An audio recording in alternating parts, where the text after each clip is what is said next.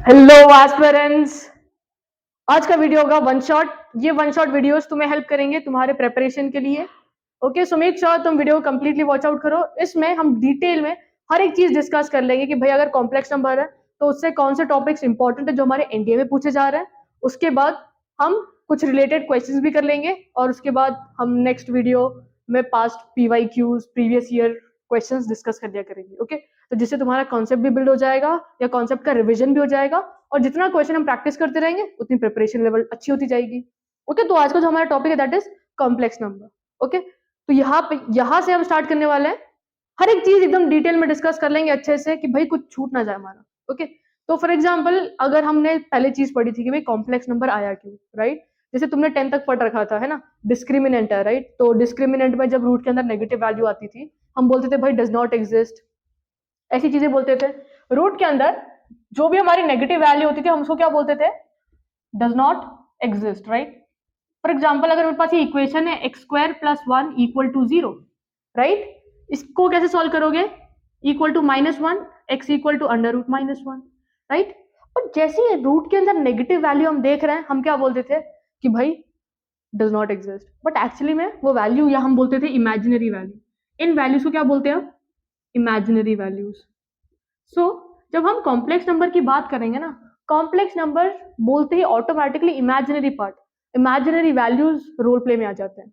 Okay, तो for example जैसे ये रूट माइनस वन है तो इसको हम एक वैल्यू असाइन करते थे, क्या बोलते थे? I equal to root minus one, right? I की value i was iota. I को क्या बोलते हैं? आयोटा, है ना? ये चीज हमने पढ़ रखी थी। और कॉम्प्लेक्स नंबर को हम डिनोट कैसे करते हैं? कॉम्प्लेक्स नंबर को हम simply x plus i Y से डिनोट करते हैं। तो कॉम्प्लेक्स नंबर की बात करेंगे तो कॉम्प्लेक्स नंबर में हमारे दो पार्ट्स थे। एक होता है real part. Complex number is made up of two parts, one being your imaginary and other being your real part. Okay, तो कॉम्प्लेक्स नंबर दो पार्ट से बना हुआ है, एक रियल और एक इमेजिनरी। अब इमेजिनरी पार्ट को आइडेंटिफाई कैसे करेंगे? जो भी पार्ट ना आई के साथ जुड़ा हुआ है, किसके साथ? आई के साथ, वो पार्ट हो जाता है इमेजिनरी, वो वैल्यू क्या हो जाती है? इमेजिनरी। तो किसी ने से बोल देना कि भाई real part of Z, so your real part of z is x, क्योंकि ये आई के साथ नहीं जुड़ा हुआ है, राइट? जो भी वैल्यू आई के साथ जुड़ी है, यहाँ पे कौन जुड़ा हुआ है? Y. So imaginary part of z y. Okay, complex number is denoted as z equal to x plus i y, जहां पे एक्स रियल पार्ट है, वाई हमारा इमेजिनरी पार्ट होता था, राइट? अब देखो इसके अंदर थोड़ा सा अगर हम डिटेल में घुसते हैं, फॉर एग्जाम्पल किसी ने बोल दिया कि भाई your complex number is purely real. क्या बोल दिया? स्टेटमेंट रख दिया, complex number is purely real. अगर प्योरली रियल है, क्या है प्योरली रियल? प्योरली रियल है तो इसका इमेजिनरी पार्ट क्या हो जाएगा? समझ जाना कि भाई कभी स्टेटमेंट ऐसे दिख रहा है ना, complex number is purely real, इसका मतलब इसका इमेजिनरी पार्ट क्या हो गया? जीरो हो गया। Imaginary part of z is equal to zero. इसको क्या रीड करोगे? Real part of complex number, imaginary part of complex number. Okay, कभी ऐसे स्टेटमेंट दिख रहा है ना, complex number is purely real, purely real बोलते ही समझ जाना कि भाई the imaginary part is zero. या next statement, complex number is purely imaginary. अगर प्योरली इमेजिनरी बोलता है ना तो समझ जाना कि यहां पे the real part is zero, यहां पे this implies the real part is zero. Purely real में इमेजिनरी पार्ट जीरो है और प्योरली इमेजिनरी में रियल पार्ट जीरो है और प्योरली रियल में इमेजिनरी पार्ट जीरो है। ओके, ये चीज तो इनको कैसे नोट करेंगे? फॉर एग्जाम्पल तो जो रियल वाले इसको हम ऐसे लिख सकते हैं, एक्स प्लस आई जीरो। इसको ऐसे क्यों लिखा? क्योंकि यहाँ पे जैसे ये आ रहा है ये टर्म क्या हो जा रहा है? जीरो हो जा रहा है, तो बचा क्या? सिर्फ रियल पार्ट। और इस केस में रियल पार्ट जीरो हो गया, बचा क्या? सिर्फ इमेजिनरी पार्ट। तो ये कैसा कॉम्प्लेक्स नंबर है? Purely real. और ये क्या है? Purely imaginary. ओके, ये चीजें नोट डाउन कर लो ताकि हम आगे मस्त सा मूव ऑन कर सके। ओके, तो आई होप तुम्हें यहां तक की चीजें क्लियर है कि भाई कॉम्प्लेक्स नंबर डिनोट कैसे कर रहे हैं? X plus i y, real part imaginary part, right? और हमने क्या असाइन किया अभी कि भाई जो आई है उसका वैल्यू कितना है? Root of minus one. I का वैल्यू क्या है? रूट ऑफ माइनस वन है, राइट? तो यहां से अगर हम इसकी वैल्यूज देखेंगे डिफरेंट डिफरेंट, तो आई स्क्वायर होता है तुम्हारा माइनस वन। आई स्क्वायर क्या होता है? Minus one. आई क्यूब क्या होगा? आई क्यूब को हम ऐसे तोड़ सकते हैं ना, आई स्क्वायर इंटू आई, क्योंकि जब बेस सेम होते हैं तो पावर्स क्या हो जाती है हमारी, ऐड हो जाती है, राइट। तो यहाँ पे जो आई स्क्वायर है, i square is -1, right. So -1 into i gives me -i। तो वैसे ही आई रेज टू 4 की वैल्यू तुम्हारी 1 होती थी, राइट। सो आई 4 के जो पावर इसको हम कैसे तोड़ सकते हैं, i square into i square. I square का वैल्यू कितना है अपना, -1, -1 into -1, this comes out to be 1, right. तो आई का जो वैल्यू है वो कितना है, root of -1, i square -1, i cube minus i, और i raise to 4 is 1। Okay, तो अब यहाँ पे ये इसमें क्वेश्चन कैसे पूछता है वो, कि भाई फॉर एग्जाम्पल मेरे पास अगर आई रेज टू सर्टन वैल्यू है और ये वैल्यू इतनी बड़ी है, सोचो क्या है, बहुत बड़ी वैल्यू है, आई रेज टू 1 6 9 8 7 5 4 3 2 1। ओके, मेरे पास इतनी बड़ी वैल्यू है। अब बोला कि भाई इसके लिए ना मेरे को आयोटा की वैल्यू बताओ तुम। अब यहाँ पे करना क्या है तुम्हें, यहाँ पे जो भी तुम्हें पावर या एक्सपोनेंट दिख रहा है, यहाँ पे ये वाला वैल्यू दिख रहा है, राइट, इसको क्या करो तुम लोग, 4 से डिवाइड करो। क्या करना है, 4 से डिवाइड किया, उसके बाद उसका रिमाइंडर फाइंड करो। क्या करो, रिमाइंडर फाइंड करो, और जो भी रिमाइंडर आएगा वो हमारा न्यू पावर बन जाएगा। क्या बन जाएगा, न्यू पावर, राइट। बट इतने नंबर को डिवाइड करना टाइम कंज्यूमिंग वर्क हो जाएगा, राइट। तो इस केस में आता है डिविजिबिलिटी ऑफ 4। डिविजिबिलिटी ऑफ 4, अब डिविजिबिलिटी ऑफ 4 की बात करेंगे ना, इसमें क्या होता है, तुमने ऑलरेडी शायद पढ़ रखा होगा कि भाई डिविजिबिलिटी टेस्ट क्या होता है 4 के लिए। दैट इज, तुम क्या करो, कितना भी बड़ा नंबर हो उससे तुम्हें फर्क नहीं पड़ना चाहिए, कितना भी बड़ा नंबर हो फर्क क्रिएट नहीं करेगा। कैसे, तुम क्या करो, इस टाइम पे जो लास्ट 2 डिजिट्स है उनको ऑब्जर्व करो और चेक करो कि भाई क्या लास्ट 2 डिजिट्स हमारे डिविजिबल है 4 से या नहीं है। सो 21 है, राइट। तो 21 4 से डिविजिबल होगा क्या, नहीं होता है। 4 से डिविजिबल क्या होता है, 20। तो रिमाइंडर क्या आ गया, 1। मतलब इस कंप्लीट वैल्यू को जब हम 4 से डिवाइड करेंगे हमारा रिमाइंडर कितना आएगा, 1 आएगा। तो अब जो तुम्हारी न्यू पावर है वो क्या बन गई, 1। सो आई रेज टू 1 कितना होता है, आई हो जाता है, राइट, या रूट -1। अब तुम्हें ये चीज क्लियर है। फॉर एग्जाम्पल अगर मैंने ये बोल दिया आई रेज टू 1 6 8 9 7 2 8, इसका वैल्यू बताओ। अब ये वाला वैल्यू इसको कंप्लीटली डिवाइड नहीं करना है, क्या करना है भाई, लास्ट 2 नंबर्स देख लेंगे, अगर लास्ट 2 नंबर डिविजिबल है तो कंप्लीट नंबर डिविजिबल हो जाएगा, नहीं है तो फिर रिमाइंडर चेक करेंगे। 28 है, 28 4 से डिविजिबल है, yes. 28 divided by 4, 4 7 28 is 0। That means अब जो न्यू पावर आएगी वो क्या आ जाएगी, रिमाइंडर आई रेज टू 0, मतलब value 1। Anything raise to 0 is 1। Clear है ये चीज। और एक क्वेश्चन ले लेते हैं, आई रेज टू 1 6 9 7 4 2 3, ठीक है। अब इसका वैल्यू कितना आएगा, पूरे नंबर से फर्क पड़ेगा क्या हमें, नहीं। हमें डिविजिबिलिटी टेस्ट सीख रखी है, लास्ट के 2 डिजिट्स उठाएंगे, क्या है 23। 23 को किसे डिवाइड कर लिया, 4 से, 4 5 20, रिमाइंडर कितना आया 3। मतलब यहाँ पे जो एक्सपोनेंट है इसको किससे रिप्लेस कर सकते हैं, रिमाइंडर से। सो आई क्यूब का वैल्यू कितना होता है हमारा, आई क्यूब का वैल्यू माइनस है, या सिंपली -√-1। समझा तुम्हें ये चीज, कि भाई आई की कितनी भी बड़ी वैल्यू गिवन है उसको हम कैसे सॉल्व कर सकते हैं। ओके, तो ये चीज इंपॉर्टेंट है कि भाई अगर वो बहुत सारे नंबर दे देता है तो उसको एकदम सिंप्लीफाई कैसे करेंगे हम। ओके, फटाफट से ये चीज नोट डाउन कर लो ताकि तुम्हें थोड़ी सी हेल्प हो जाए, मस्त वाली। तो I hope divisibility test clear है, आई का कितना बड़ा वैल्यू आ रहा है वो भी क्लियर है। तो याद रखना, कभी भी तुम्हें ऐसे दिखा है i raise to 4n multiple आ रहा है और रिमाइंडर कितना बच रहा है 1, यहाँ पे रिमाइंडर 1 बचा तो सिंपली आई रेज टू 1 हो रहा था, राइट। अगर कभी तुम्हें दिख गया कि भाई रिमाइंडर मेरा 2 आ रहा है तो ये वैल्यू कितनी हो जाएगी, आई रेज टू 2। ये कुछ एक ऑलरेडी वैल्यू थी, फिर रिमाइंडर कितना दिखा 1, तो जो ओरिजिनल एक्सपोनेंट था, ये जो ओरिजिनल पावर थी उसको किससे रिप्लेस कर दिया, भाई जो भी रिमाइंडर हमारा बच रहा है। यहाँ पे रिमाइंडर कितना बच रहा है 1, तो इधर 1 रेज कर दिया, इधर रिमाइंडर कितना बच रहा है 2, इधर 2 रेज कर दिया। आई स्क्वायर कितना होता है -1, ऐसे दिख रहा है। आई रेज टू 4n + 3, तो क्या हो जाएगा आई क्यूब इज -i, और आई रेज टू 4n + 4, ये वापस ऐसा हो जाएगा ना, 4 कॉमन निकाल लेते हैं तो ये तो वापस हमारा 4 है, तो मतलब इसका तो वैल्यू कितना हो जाता है 1 हो जाता है, राइट। अब बता समझा होगा कभी, जो एक्सपोनेंट है वो इस फॉर्मेट में दिख रहा है, मतलब रिमाइंडर 1 आ रहा है तो आई रेज टू 1, रिमाइंडर का भी 2 दिख रहा है तो आई रेज टू 2। अब तुम्हें ये भी क्लियर है कि भाई रिमाइंडर फाइंड कैसे करते हो, भाई जो भी लास्ट 2 डिजिट है उसको डिवाइड करो, जो भी रिमाइंडर आ रहा है वही तुम्हारा पावर चढ़ जाएगा न्यू वाला। तो इधर 3 आ रहा था, इधर 3, इधर 4 आ रहा था 4 तो डिविजिबल होता है राइट, तो इसमें वैल्यू क्या आती थी हमारी 1। क्लियर है? और एक चीज याद रखना भाई, कोई भी 4 कॉन्जिक्यूटिव वैल्यूज पावर, इनको जब हम ऐड करते हैं उसका सम कितना आ जाता है 0। मतलब for example i raise to n, i raise to n plus 1, i raise to n plus 2, i raise to n plus 3, ये सारी वैल्यूज कैसे कॉन्जिक्यूटिव है। जो भी पावर तुम देखोगे एक के बाद एक फॉलो करिए ना, कॉन्जिक्यूटिव मतलब एक के बाद एक, एन है, एन प्लस 1 है, एन प्लस 2 है, एन प्लस 3 है, तो इसका जो वैल्यू है वो कितना होता है 0 होता है। ये प्रॉपर्टी इंपॉर्टेंट है, याद रखना, इसमें डायरेक्ट क्वेश्चन भी पूछता है वो।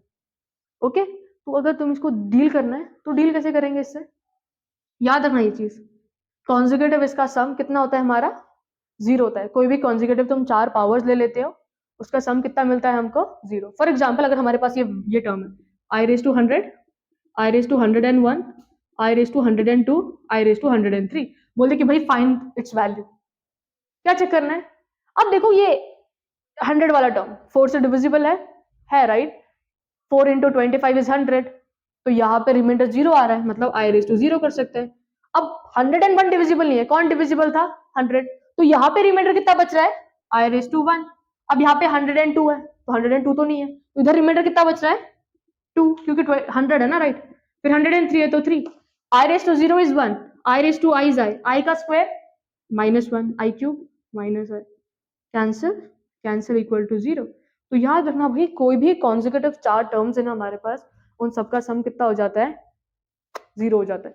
फॉर एग्जाम्पल अगर मेरे पास ये क्वेश्चन है i raise to 101, i raise to 102, i raise to 1003, i raise to 1004, तो इसका भी सम डायरेक्टली कितना आ जाएगा 0 आ जाएगा, क्योंकि 1000 तो है ना भाई 4 से डिविजिबल, 1000 तो 4 से डिविजिबल है 250, सो इधर 1001 है राइट, तो इधर रिमाइंडर कितना आ जाएगा 1 बचेगा। इस केस में रिमाइंडर कितना बचेगा 2 बचेगा, इस केस में रिमाइंडर कितना बचेगा 3। अब ये 04 डिविजिबल है 4 से, है राइट, तो इधर रिमाइंडर कितना आ जाएगा 0। So i raise to 1 is i raise to square is -1, i raise to cube is -i plus 1 -1 -i plus i 0। Sorted. I hope ये चीज समझी होगी, फटाफट से ये चीजें ना नोट डाउन कर लो तुम लोग, ताकि हम आगे मूव ऑन कर सके हमारे लेक्चर के साथ। ओके, तो अब हम ना कॉम्प्लेक्स नंबर से रिलेटेड ना आगे चीजें ट्रैवल करते हैं, आगे चीजें पढ़ते हैं। ओके, अब हमने देखा था जो हमारा कॉम्प्लेक्स नंबर है हम उसको किसे डिनोट करते हैं, z equal to x plus i y, right, जहाँ पे x हमारा क्या है रियल पार्ट है, y हमारा क्या है इमेजिनरी पार्ट है। देखो यहाँ पे जैसे हमारे पास कार्टेशियन प्लेन होता है राइट, जहाँ पे हमारा x एक्सिस और y एक्सिस होता है, तो कॉम्प्लेक्स नंबर पे जिस प्लेन पे हम कॉम्प्लेक्स नंबर को रिप्रेजेंट करते हैं उसको हम बोलते हैं एर्गन प्लेन। क्या प्लेन बोलते हैं एर्गन प्लेन। ओके, अब एर्गन प्लेन से रिलेटेड सारी चीजें पढ़ेंगे, उसके साथ साथ इसकी भी चीजें पढ़ेंगे। ओके, तो एर्गन प्लेन में क्या होता है, कुछ चेंजेस दिखते हैं क्या, नहीं यार भाई इधर ना कुछ नाम अलग दीजिए हमने, ये और ये। ओके, तो ये वाला जो एक्सिस है हम इसको पहले क्या बुलाते थे एक्स एक्सिस, एर्गन प्लेन में ये एक्स एक्सिस हो जाता है रियल एक्सिस। कौन सा axis real axis. Real axis मतलब इसके ऊपर हम रिप्रेजेंट करते हैं सारे रियल वैल्यूज। कौन सी वैल्यूज, सारे रियल वैल्यूज। ओके, और वाई एक्सिस पे, वाई एक्सिस का नाम है इमेजिनरी एक्सिस। वाई एक्सिस का नाम क्या है इमेजिनरी एक्सिस, मतलब इस पे हम सारे इमेजिनरी वैल्यूज, जो भी वैल्यूज आई से रिलेटेड है उसको रिप्रेजेंट करते हैं। ओके, तो फॉर एग्जांपल मेरे पास एक कॉम्प्लेक्स नंबर था z equal to x plus i y, तो सोचो ये फर्स्ट क्वाड्रेंट में लाई कर रहा है कहाँ पे, यहाँ पे कहीं पे z equal to x plus, या ऐसे लिख देते हैं x कॉमा वाई, तो ये हमारे रियल पार्ट को रिप्रेजेंट कर रहा है। ठीक है, यहाँ पे हमारा जो कॉम्प्लेक्स नंबर है वो लाई कर रहा है। तो आई होप तुम्हें ये क्लियर होगा कि इसको कौन सा प्लेन बोलते हैं, एर्गन प्लेन बुलाते हैं। ठीक है, तो हम क्या करेंगे भाई, यहाँ से ये वाला डिस्टेंस देख लेंगे। ओके, ये वाला डिस्टेंस हमने क्या किया चेक कर लिया। ओके, अब देखना यहाँ से अगर हमने एक परपेंडिकुलर ड्रॉप किया, क्या ड्रॉप किया एक परपेंडिकुलर ड्रॉप किया, तो ये वाला जो डिस्टेंस है वो डिस्टेंस कितना हो जाएगा, यहाँ से x की दूरी पे, यहाँ से y की दूरी पे है, यहाँ से किसकी दूरी पे x की दूरी पे, यहाँ से किसकी दूरी पे y।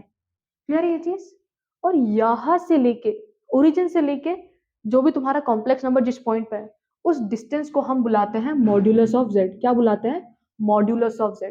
तो कॉम्प्लेक्स नंबर से रिलेटेड चीजें क्या क्या है, एक मॉड्यूलस ऑफ z है, एक आर्ग्यूमेंट ऑफ z है, पढ़ रखिए right, modulus of z, argument of z, conjugate क्या होता है ना। अब वो सारी चीजें डिस्कस करते हैं हम लोग। पोलर फॉर्म क्या है, फॉर एग्जांपल ये देखो जो भी तुम्हारा ओरिजिन से लेके जो भी कॉम्प्लेक्स नंबर जिस पॉइंट पे है उसका डिस्टेंस को हम बुलाते हैं मॉड्यूलस। सबसे पहली चीज मॉड्यूलस किसे किससे करते हैं, मॉड जेड से, या हम और एक इससे बोलते हैं और आर, क्या बोलते हैं, आर। ठीक है, तो अगर यहाँ पे हमने परपेंडिकुलर ड्रॉप किया था तो ये जो ट्राइंगल एबीसीएस में हम पीजीटी लगा सकते हैं, राइट। तो यहाँ पे क्या हो जाएगा, मॉड जेड का square equal to x square plus y square. तो मॉड्यूलस का वैल्यू कितना आता था हमारा, equal to r equal to under root x square plus y square, या सिंपली हम बोल सकते हैं एक्स क्या है इसका, रियल पार्ट ऑफ जेड, और इमेजिनरी पार्ट ऑफ जेड क्या था, y. So real part of z square plus imaginary part of z square, simply modulus of Z. वही डिस्टेंस ओरिजिन से किस कहाँ पे लाई कर रहा है, उन दोनों के बीच का डिस्टेंस क्या है, उसको हम बुलाते हैं मॉड्यूलस। आर्ग्यूमेंट की बात करेंगे तो क्या,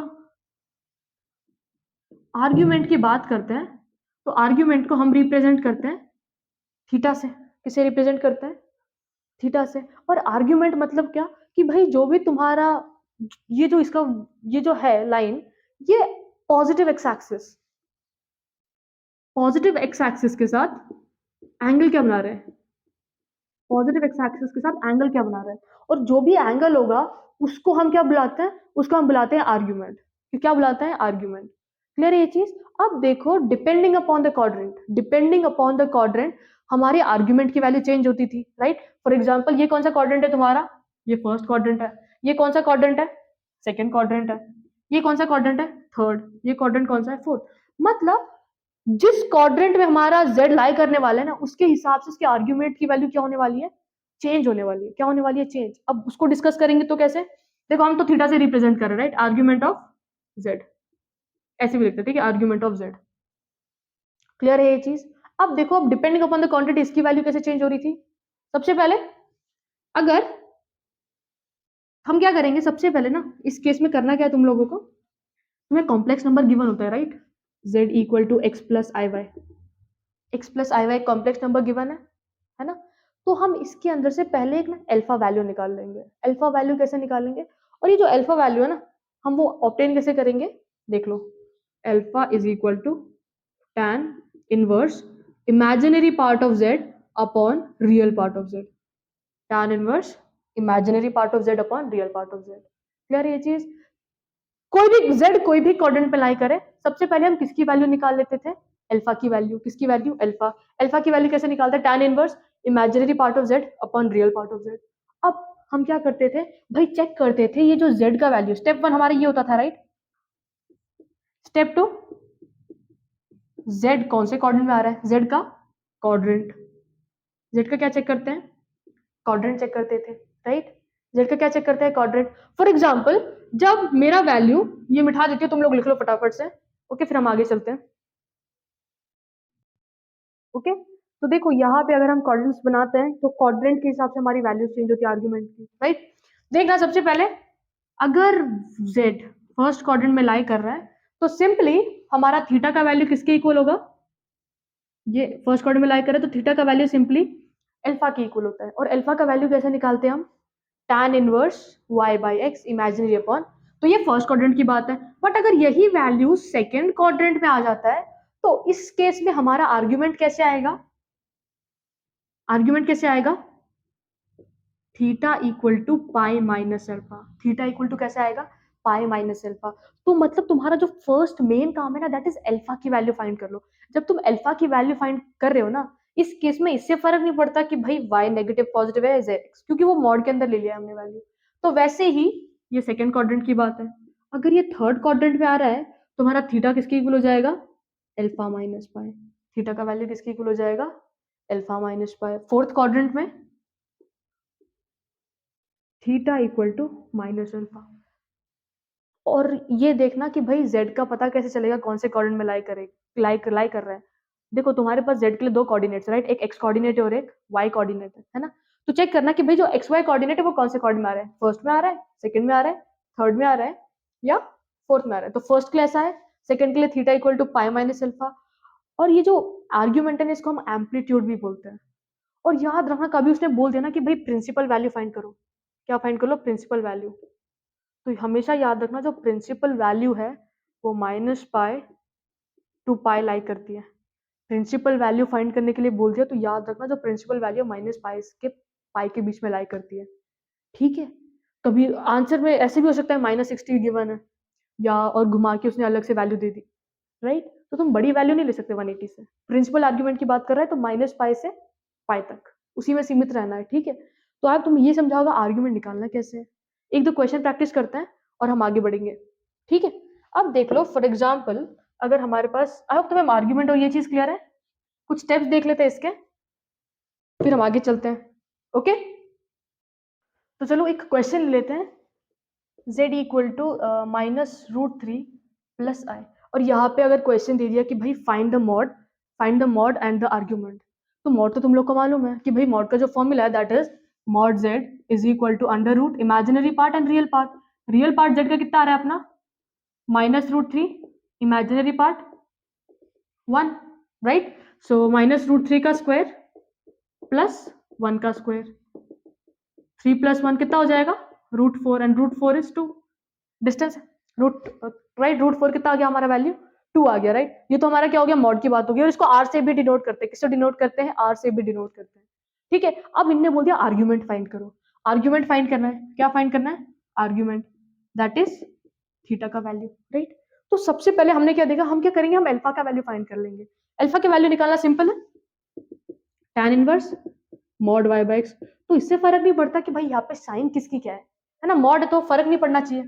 tan इनवर्स y का वैल्यू कितना है हमारा, imaginary part of z upon real part of z। So tan inverse minus, okay. But mod के अंदर तो कुछ फर्क पड़ेगा, हमें फर्क नहीं पड़ेगा क्योंकि मॉड के अंदर जो भी चीजें पॉजिटिव होकर बाहर आती है। तो यहां से जो अल्फा की वैल्यू वो कितनी आएगी हमारी, tan 1/√3 कौन से एंगल पे होता है, 30 डिग्री। 30 डिग्री मतलब π/6। बट ये तुम्हारा आर्ग्यूमेंट नहीं कहलाएगा।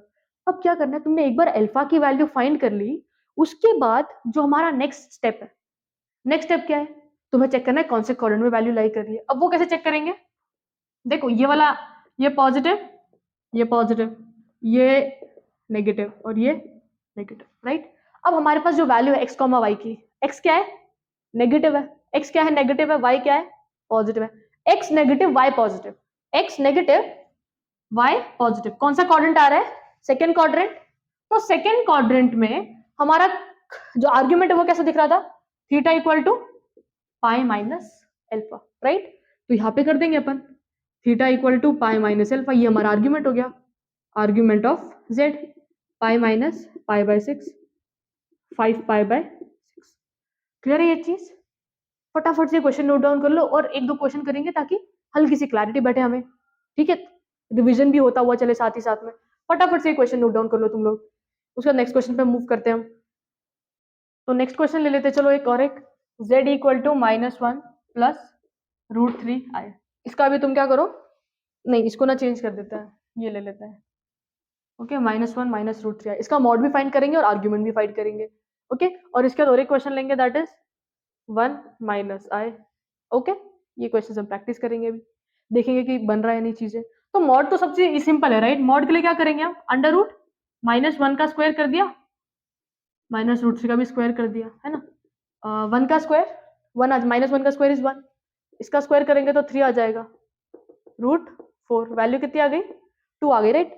मॉड में तो किसी को कुछ दिक्कत नहीं है, दिक्कत किसमें आएगी, आर्ग्यूमेंट। अब आर्ग्यूमेंट निकालते हैं, आर्ग्यूमेंट ऑफ z, सबसे पहले हम अल्फा निकाल लेंगे, वो क्या होता है tan inverse imaginary part of z upon real part of z। Imaginary part क्या है हमारा -√3, रियल पार्ट क्या है -1, -√3 अपॉन -1। तो tan का वैल्यू √3 कौन से इस पे होता है, कौन से एंगल पे होता है, आप सबको मालूम होगा 60 डिग्री, तो π/3। बट ये फाइनल आंसर नहीं है, राइट। आर्ग्यूमेंट डिपेंड करते हैं कि किस क्वाड्रेंट में तुम्हारा z का वैल्यू लाई करने वाला है। z का वैल्यू कौन से क्वाड्रेंट में लाई करेगा वो कैसे पता चलता है, इन दोनों को देख के। दोनों की साइन क्या है, इधर नेगेटिव है, मतलब ये भी नेगेटिव, ये भी नेगेटिव। तो कौन सा क्वाड्रेंट आ रहा है, थर्ड क्वाड्रेंट में आर्ग्यूमेंट लिखते कैसे हम, अल्फा माइनस पाई, राइट। तो यहाँ पे क्या हो जाएगा, theta equal to alpha minus pi, π/3 minus pi equal to -2π/3। Clear है ये चीज, आई होप इतना समझा होगा। उसके बाद ये वाला जो क्वेश्चन है, इसमें भी क्या करेंगे भाई, मॉड z, 1 का स्क्वायर -1 का स्क्वायर √2, मतलब मॉड्यूलस हमारा 2 आ गया। मॉड का वैल्यू कितना है? 2 है। अब आर्ग्यूमेंट की बात करेंगे तो सबसे पहले हम क्या करते हैं? अल्फा की value obtain. Alpha equal to tan inverse y का वैल्यू -1/1, है ना? Imaginary part of z is -1, real part of z is 1, तो imaginary part upon real part. tan का वैल्यू 1 कौन से एंगल पे आता है? π/4, 11 इक्वल टू π/4, राइट? π/4 आया। उसके बाद हम क्या चेक करेंगे कि भाई जो हमारे कोऑर्डिनेट्स है वो कौन से कोऑर्डिनेट में लाई कर रहा है। मतलब इस केस में एक पॉजिटिव है और दूसरा नेगेटिव है। x का वैल्यू पॉजिटिव है, y का वैल्यू नेगेटिव है। x पॉजिटिव, y नेगेटिव, तो कौन सा क्वाड्रेंट? फोर्थ क्वाड्रेंट में theta is just minus of alpha, right? तो argument of z theta equal to minus alpha, that is -π/4। Clear है ये चीज? इस तरीके से हम क्या निकालते हैं? आर्ग्यूमेंट। क्लियर है ये चीज? स्टेप्स तुम्हें क्लियर है? सबसे पहले तुम क्या करो? अल्फा की वैल्यू निकाल लो। अल्फा की वैल्यू एक बार मिल गई, उसके बाद चेक करो जो हमारे z के कोऑर्डिनेट्स हैं वो कौन से क्वाड्रेंट में लाई कर रहे हैं। फर्स्ट क्वाड्रेंट में लाई कर रहे हैं तो अल्फा का वैल्यू हमारा आर्ग्यूमेंट हो जाएगा। बट अगर वो सेकंड क्वाड्रेंट में लाई कर रहे हैं तो theta equal to pi minus alpha. Third quadrant में तो alpha minus pi, fourth quadrant में तो माइनस अल्फा। यहाँ पे सिर्फ सिंपली ऐसा होता है, राइट? ये लिख लेना, तुमको यूज आएगा। ओके, आर्ग्यूमेंट हो गया एक बार हम, राइट? मॉडुलस हमने डिस्कस किया। अब साथ साथ में ना और कुछ चीजें देखेंगे और उसके बाद इन सारी प्रॉपर्टीज को डिस्कस करेंगे। ओके, फटाफट से नोट डाउन कर लो। अभी हम क्या करते हैं? अभी हम ना डिस्कस कर लेते हैं प्रॉपर्टीज ऑफ आर्ग्यूमेंट। और यहाँ पे ना कुछ चीजें समझना कि भाई बहुत इंपॉर्टेंट है और बहुत काम आएंगी। ओके, और ये भी तुम लोग ना अपने साथ साथ लिखते हुए चलो। चीजें यार ऑटोमेटिकली जब समझ आएंगी ना तो बेटर रहेगा, राइट? ओके, तो सबसे पहली प्रॉपर्टी, अगर देखो, अगर मैंने बोल दिया argument of positive real number, argument of positive real number, या क्वेश्चन जब वो रख देता है कि भाई प्योरली रियल नंबर, जो तुम्हारा प्योरली रियल नंबर है उसका आर्ग्यूमेंट क्या होगा। अब मेरे को एक बात बताओ, जो प्योरली रियल नंबर होते हैं, जो प्योरली रियल होते हैं, वो किस फॉर्मेट में दिखते हैं हमें? प्योरली रियल नंबर में इमेजिनरी पार्ट क्या हो जाता है? 0, मतलब ये ऐसे दिखते हैं, x plus i Y. Purely real है मतलब x प्लस आई 0, राइट? अब देखना यहाँ पे एक चीज इसके थ्रू समझेंगे। जैसे तुमको पता चल गया भाई फर्स्ट क्वाड्रेंट में अल्फा हो रहा था, पाई माइनस अल्फा, अल्फा माइनस पाई माइनस अल्फा। अब देखो ये वाला जो एक्सिस है इस पे एंगल कितना होता है? 0। इस पे एंगल π/2, इस पे एंगल पाई, इस पे एंगल -π/2, 0, 90, -90 पाई। क्लियर है ये चीज? अब यहाँ पे चीज समझना, अगर कभी बोल दिया कि पॉजिटिव रियल नंबर, अब यहाँ पे स्पेसिफाई किया है पॉजिटिव रियल नंबर, अगर नंबर पॉजिटिव है, अगर नंबर पॉजिटिव है तो वो इस वाले एक्सिस पे आएगा या इस वाले एक्सिस पे आएगा? इस साइड तो नेगेटिव होता है, ये क्या हो गया? इस पे। तो जब भी पॉजिटिव रियल नंबर है तो वो पॉजिटिव एक्स एक्सिस पे लाई कर रहे हैं, तो पॉजिटिव एक्स एक्सिस की एंगल कितना है इधर? 0। तो आर्ग्यूमेंट ऑफ जेड, तो इस पॉजिटिव रियल नंबर का जो आर्ग्यूमेंट है दैट इज 0 होता है। पॉजिटिव रियल नंबर का जो आर्ग्यूमेंट है वो कितना होता है? 0 होता है, ठीक है? अगर क्वेश्चन में पूछ लिया किसी ने argument of positive imaginary number, imaginary number मतलब purely imaginary number, purely imaginary number में तुम्हारा रियल पार्ट है वो क्या दिखता है? 0 दिखता है। y का वैल्यू कैसा जनरेट हो रहा है? पॉजिटिव है, राइट? तो मतलब ये कौन से एक्सिस पे आएगा? ये वाली एक्सिस पे आएगा, पॉजिटिव। तुमको पता है ना ये वाला एक्सिस किसको डिनोट कर रहा था? रियल को। ये वाला एक्सिस किसको डिनोट कर रहा था? इमेजिनरी को, राइट? तो बोल दिया कि भाई पॉजिटिव है और इमेजिनरी नंबर है। इमेजिनरी नंबर है मतलब रियल पार्ट क्या हो गया? 0 हो गया, सिर्फ बचा क्या? y। तो ऐसे लिख सकते हैं 0, y। तो 0, y कौन सी एक्सिस पे आएगा? पॉजिटिव y एक्सिस पे। पॉजिटिव y एक्सिस पे एंगल क्या है? π/2। तो ये एंगल भी कितना हो जाएगा फिर? π/2। क्लियर है ये चीज? अब आगे चलते हैं। अब इसका तुम बताना मेरे को, argument of negative real number. अगर रियल नंबर रियल है, कॉम्प्लेक्स नंबर रियल है, तो इसमें इमेजिनरी पार्ट क्या हो जाएगा? 0 हो जाएगा। अब इमेजिनरी पार्ट तो 0 हो गया, राइट? है ना? ओके, तो देखो argument of negative real number. अब नेगेटिव रियल, देखो रियल नंबर बोल रहा है मतलब इमेजिनरी पार्ट क्या हो गया तुम्हारा? जैसे वो बोलता है ना कि रियल नंबर, तो समझ जाना नेगेटिव जो इमेजिनरी पार्ट है दैट इज इक्वल टू 0। अब अगर नंबर नेगेटिव है तो कौन से एक्सिस पे लाई करेगा? और नेगेटिव है और रियल है तो रियल एक्सिस पे लाई करेगा। और नेगेटिव एक्स एक्सिस पे लाई करेगा। तो यहाँ पे ये वाला वैल्यू कितना होगा, पाई हो जाएगा। आई होप चीजें समझा है, राइट। तो अगर मैंने ऐसे बोल दिया कि भाई argument of negative imaginary number, negative imaginary number, अगर नेगेटिव इमेजिनरी नंबर है, इमेजिनरी नंबर बोलती रियल पार्ट तो जीरो हो गया, ठीक है, जीरो हो गया तो मतलब 0, समथिंग ऐसा आएगा हमारा नंबर। तो नेगेटिव एक्स एक्सिस पे लाई कर रहे हैं, तो इसका आर्ग्यूमेंट क्या हो जाएगा, -π/2। तो देखना कभी ऐसे क्वेश्चन बोलता है ना तो फटाफट से ऐसे टिक मार देना, argument of positive real number is 0, क्योंकि इस एक्सिस पे आ रहा है ना तो 0 हो गया वो। Argument of negative real number, negative real मतलब रियल एक्सिस पे तो है बट कौन से साइड पे है, नेगेटिव, तो यहाँ पे कितना हो गया, पाई हो गया। क्लियर है ये चीज। तो कभी ऐसा दिख गया ना z = 3 + 0 आए, इसका आर्ग्यूमेंट क्या होगा। सबसे पहले इसको चेक कर लो भाई नंबर कैसा है, इमेजिनरी पार्ट 0 है, इमेजिनरी पार्ट क्या है, 0 है, आगे बचा हुआ क्या है, सिर्फ 3 बचा हुआ है, जो 3 है उसके आगे साइन क्या है, प्लस है, मतलब ये पॉजिटिव रियल नंबर है। नंबर कैसा है, पॉजिटिव रियल नंबर। अगर ये पॉजिटिव रियल नंबर है, ये कैसा नंबर है, पॉजिटिव रियल नंबर, तो आर्ग्यूमेंट इज 0। बट वहीं पे यहाँ पे क्वेश्चन ऐसे रख दिया होता z = -2 + 0 आए, imaginary part 0, end of discussion, बचा हुआ चीज इज रियल। अब रियल में कौन सा है, पॉजिटिव है या नेगेटिव है, इट इज नेगेटिव, राइट। अगर ये नेगेटिव है तो कौन से इसमें लाई करेगा, इसका आर्ग्यूमेंट क्या हो जाएगा, पाई। कभी ऐसे दिखता है z = 0 + 2 आए, इमेजिनरी जो रियल पार्ट है दैट इज 0, बचा हुआ इमेजिनरी पार्ट। अब चेक करो इमेजिनरी पार्ट है कैसा, प्लस में है, +2 है, राइट। तो अगर प्लस है तो ऊपर की तरफ आएगा, ऊपर की तरफ आएगा तो π/2। बट यहीं पे क्वेश्चन ऐसे दे देता है z = 0 - 10 है, रियल पार्ट नहीं दिख रहा है, मतलब the number is purely imaginary, the number is purely imaginary. अगर नंबर प्योरली इमेजिनरी है, अब क्या चेक करना है कि भाई साइन क्या है इसके आगे, साइन है माइनस, माइनस है मतलब negative y axis, negative y axis मतलब -π/2। क्लियर है ये चीज, आई होप तो समझा होगा। फटाफट से ये 4 चीज ना नोट डाउन कर लो ताकि हम आगे की आर्ग्यूमेंट की प्रॉपर्टीज पढ़े। ओके, फटाफट से नोट डाउन कर लो। ओके, आओ बता, इतने प्रॉपर्टीज तुमने नोट डाउन कर लिए होंगे। और एक प्रॉपर्टी है that is argument of z1.z2, मतलब दो कॉम्प्लेक्स नंबर को मल्टीप्लाई करने का उनका आर्ग्यूमेंट क्या आता है। तो इसमें सिंपल काम क्या है भाई, इनको इधर मल्टीप्लाई करके आर्ग्यूमेंट निकालने से बेटर काम है कि भाई तुम लोग आर्ग्यूमेंट ऑफ एक का फाइंड करो, आर्ग्यूमेंट ऑफ दूसरे का फाइंड करो, उन दोनों को क्या कर लो, ऐड कर लो। ओके, क्या करना है, मल्टीप्लाई करने से अच्छा क्या करना है भाई, सेपरेट सेपरेट आर्ग्यूमेंट फाइंड करो, दोनों को ऐड कर लो।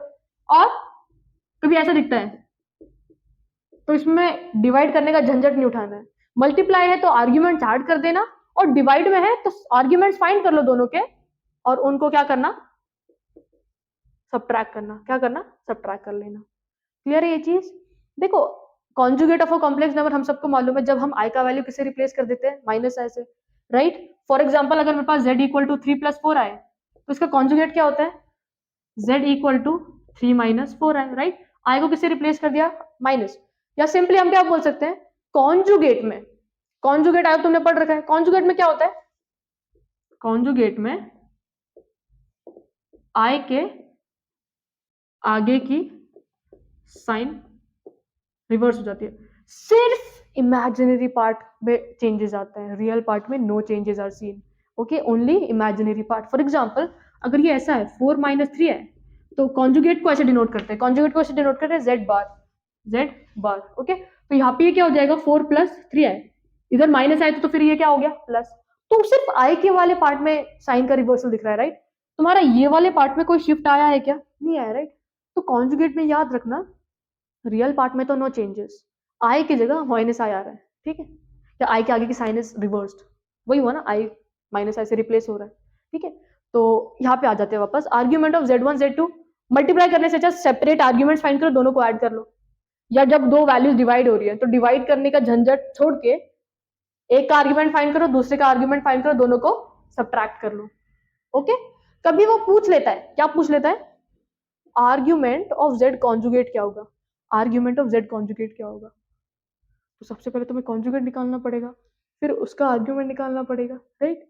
इसमें सिंपल काम क्या करना है भाई, जो भी तुम्हारा आर्ग्यूमेंट ऑफ z आता है ना उसका नेगेटिव होता है तुम्हारा कॉन्जुगेट का आर्ग्यूमेंट, जो भी आर्ग्यूमेंट ऑफ z आएगा उसका नेगेटिव हो जाएगा कॉन्जुगेट का आर्ग्यूमेंट। तो minus of argument of Z, मतलब जो कॉन्जुगेट का आर्ग्यूमेंट है that is just negative of argument of Z. Clear है ये चीज? ये प्रॉपर्टीज याद रखना, ये प्रॉपर्टीज काम आएंगी हमको। कब काम आएंगी? सॉल्व करने में पीवाईक्यू। यार ऐसे छोटे मोटे क्वेश्चंस भी आ जाते हैं ना जिसकी वजह से तुम्हारा स्कोर अच्छा इंप्रूव हो जाए। ओके, इसका जब हम क्वेश्चंस करेंगे ना तब तुम्हें क्लैरिटी बैठेगी। ओके, तो ये हो गया, ये हो गया, ये हो गया। और एक प्रॉपर्टी है that is argument of z raise to n. Z raise to n मतलब n1, जेड रेज टू 1 या z raise to 2, z raise to 3।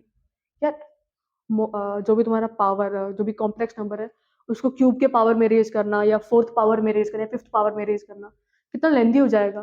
तो इसमें क्या बोलता है वो, it is same as n argument of z. तो आर्ग्यूमेंट ऑफ जेड निकालो और जो भी पावर गिवन है उसको मल्टीप्लाई कर लो।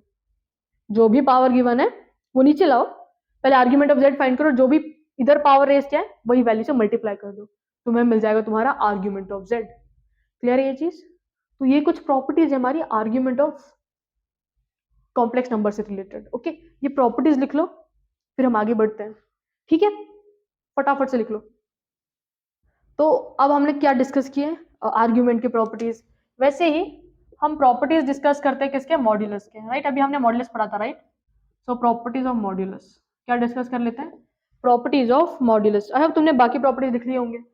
कभी ऐसे दिखता है ना mod of z equal to 0, मतलब मॉड्यूलस 0 दिख रहा है। ये क्या इंप्लाई करेगा कि भाई जो रियल पार्ट है और जो इमेजिनरी पार्ट है बोथ आर इक्वल टू 0, क्योंकि 0 का स्क्वायर प्लस 0 का स्क्वायर 0। कभी ऐसा दिखता है ना mod z is equal to 0, कि भाई वो बोलते थे कि भाई विच पार्ट विल बी 0, ऐसे ऑप्शन दे दिया, real part is equal to 0, imaginary part equal to 0, both या नन। तो तुम्हें पता है कि भाई if this comes that means both values are equal to 0। Clear है ये चीज? और एक चीज दैट इज नेक्स्ट वाला देख लेते हैं, mod of z1 z2, mod of z1 z2, right? तो यहाँ पे क्या कर रहे हो तुम लोग? पहले इसके अंदर z1 और z2 को मल्टीप्लाई करेंगे, मल्टीप्लाई करने का मतलब सिंप्लीफाई कर रहे हैं, राइट? फिर उसका मॉड निकालेंगे। इतना झंझट उठाने से अच्छा तुम क्या करो, सिंपली मॉड ऑफ z1 निकालो, मॉड ऑफ z2 निकालो, सेपरेटली वैल्यूज निकालिए और फिर उसको मल्टीप्लाई करो, one and same thing, right? तुम ऐसा नहीं कि भाई पहले z1 और z2 को मल्टीप्लाई कर रहे हैं, इतना लेंदी प्रोसेस, फिर उसका मॉड निकाल रहे हैं। सबसे बेस्ट z1 गिवन है, z1 का मॉड निकालो, z2 गिवन है, z2 का मॉड निकालो, उन दोनों को आपस में क्या कर दो? मल्टीप्लाई। तो वो सेम रिजल्ट देगा एज z1 z2 को पहले मल्टीप्लाई करके उनका मॉड निकालना। ठीक है, आओ बता समझा होगा तुम्हें। फटाफट से ना प्रॉपर्टीज ना अपने साथ साथ लिखते हुए चलो। ओके, फॉर एग्जाम्पल अब नेक्स्ट प्रॉपर्टी, इसका मॉड, मतलब तुम्हें क्या करना है फर्स्ट केस में z1 और z2 को डिवाइड करो, उसके बाद उसका मॉड निकालो। z1 और z2 को डिवाइड करना है और मॉड निकालना है, लेंदी प्रोसेस है। सिंपली z1 का मॉड निकालो, z2 का मॉड निकालो, डिवाइड कर दो। सिंपली z1 का मॉड आराम से निकाल पाओगे, z2 का मॉड आराम से निकाल पाओगे, उन दोनों को डिवाइड कर दो। तो या वो ऐसे बोले या ऐसे बोले, ऐसे बोले तो ऐसे कर देना, बहुत आसान है, राइट? इधर डिवाइड करके फिर सिंप्लीफाई करके रियल पार्ट इमेजिनरी पार्ट फिर वैल्यू ऑब्टेन करना, वो लेंदी प्रोसेस है। इसमें क्या करो, z1 है, z1 का मॉड, z2 का mod, answer is final. Clear है ये चीज? अब जब क्वेश्चंस करेंगे प्रैक्टिस तो ज्यादा क्लैरिटी बैठेगी अभी हमें। अब यहाँ पे देखना, यहाँ पे एक चीज है दैट इज ट्राइंगल इनइक्वालिटी पढ़ी है तुम लोगों ने, या नॉर्मल जिसको बोलते हैं कि भाई ट्राइंगल्स में हमने पढ़ रखा है, दैट इज कि भाई the sum of any two sides of a triangle is always greater than the third side. The sum of any two sides is always greater than third side. अब देखना ये जो अभी प्रॉपर्टी हम लिखेंगे ना वो डायरेक्ट डायरेक्ट पूछ सकता है, क्या कर सकता है? डायरेक्ट डायरेक्ट पूछ सकता है। तो इसको तुम याद कैसे रख सकते हो? The sum of any two sides is greater than the third side. Okay, for example मेरे पास एक साइड है z1, एक साइड है मेरे पास z2, ठीक है? इसको ऐसे डिनोट किया, तो इसका मैग्नीट्यूड z1 हो गया, इसका मैग्नीट्यूड z2 हो गया, और एक साइड है मेरे पास that is z1 plus z2। जैसे सोचो ये है z1, ये z2 है, ठीक है? ट्राइंगल बनाया अच्छे से, तो ट्राइंगल बनाते हैं। ये है मेरे पास z1 का, इसको ऐसे लिखते हैं z1, ठीक है? ये है अपना z2 और ये आ गया, अगर ऐसे जोड़ रहा है इसको, तो तुमको पता है कि भाई ट्राइंगल जो हम एडिशन से करते हैं तो ये वाला वैल्यू क्या हो जाता है? z1 plus z2। तो इसका जो मैग्नीट्यूड है, इसका जो मैग्नीट्यूड है, तो सोचिए ओरिजिन पे मेरा, तो यहाँ से लेके यहाँ तक इसका मैग्नीट्यूड मैंने बोल दिया Z1, इसका मैग्नीट्यूड मैंने बोल दिया Z2 और इसका मैग्नीट्यूड ये हो गया, राइट।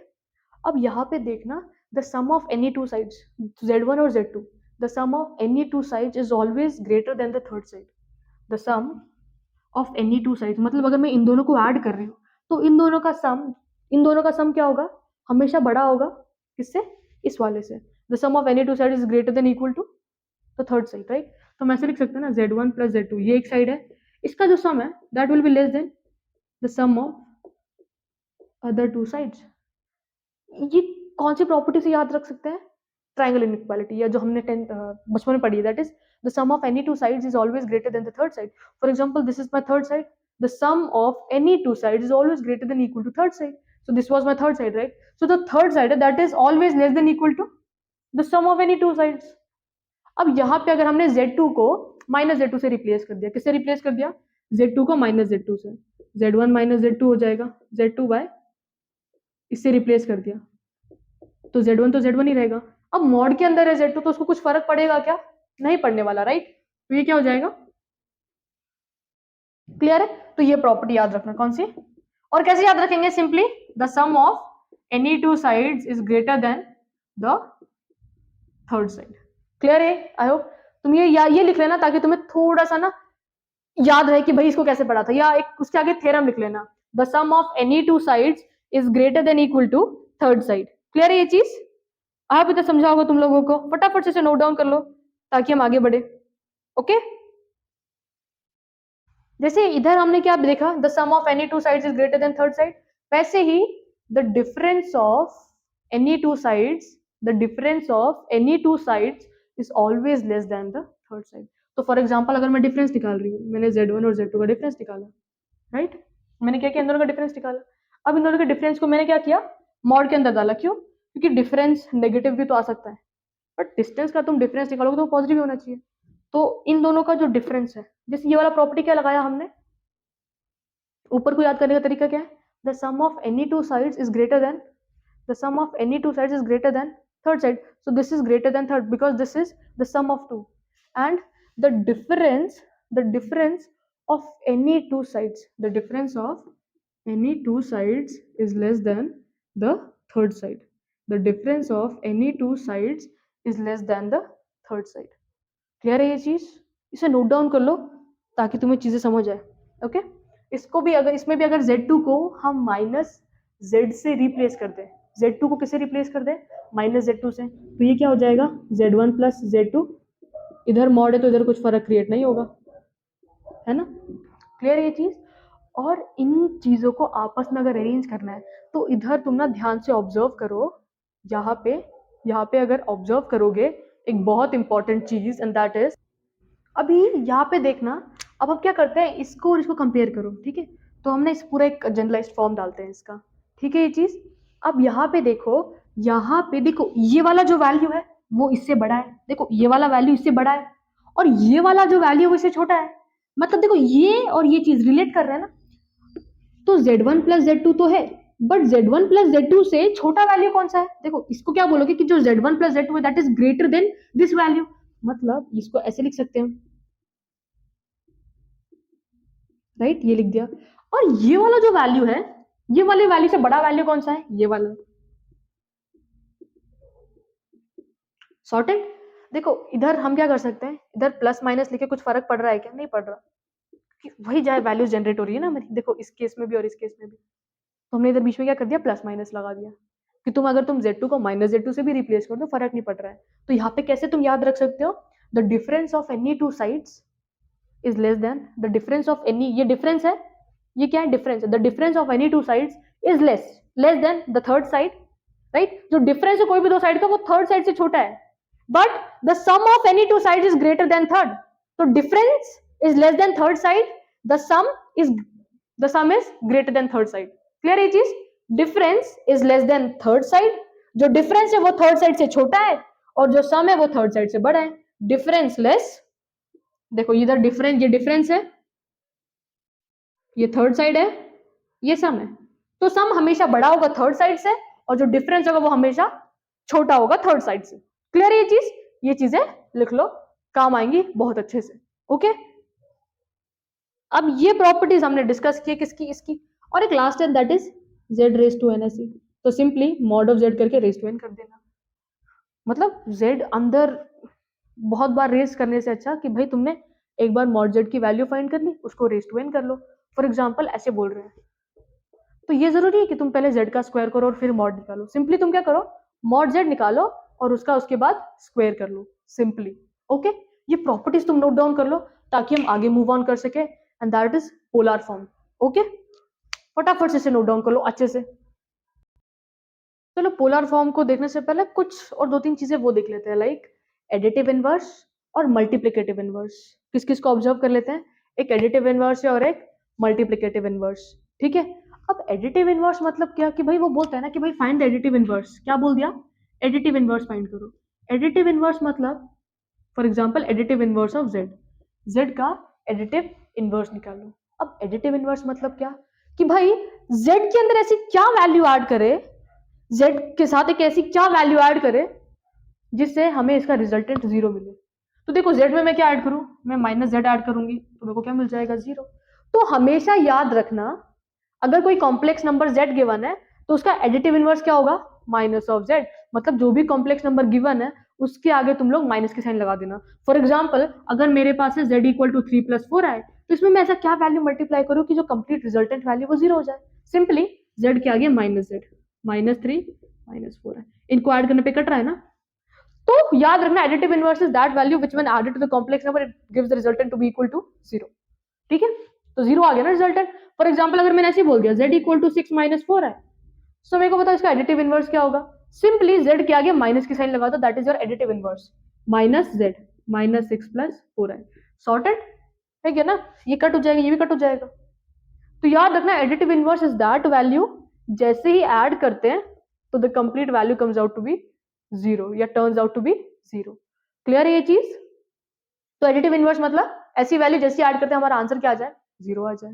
किसी ने ऐसे बोल दिया कि भाई z इज -4 -3 है, इसमें क्या ऐड करूं मैं, बस तुम्हें पता है एडिटिव इनवर्स इज z का माइनस, माइनस के आगे जैसे ही z का साइन आएगा that is additive inverse, minus of -4 minus minus +3। ये ऐसी वैल्यूज इनको ऐड करेंगे तो will get resultant to be equal to zero. Clear है ये चीज। आगे चले, इसके बाद आता है that is your multiplicative inverse. कौन सा वैल्यू, मल्टीप्लिकेटिव इनवर्स। ओके, क्या लिखते हैं, मल्टीप्लिकेटिव। अब एडिटिव इनवर्स समझा होगा, z है तो माइनस ऑफ z। अब सीखते हैं मल्टीप्लिकेटिव इनवर्स।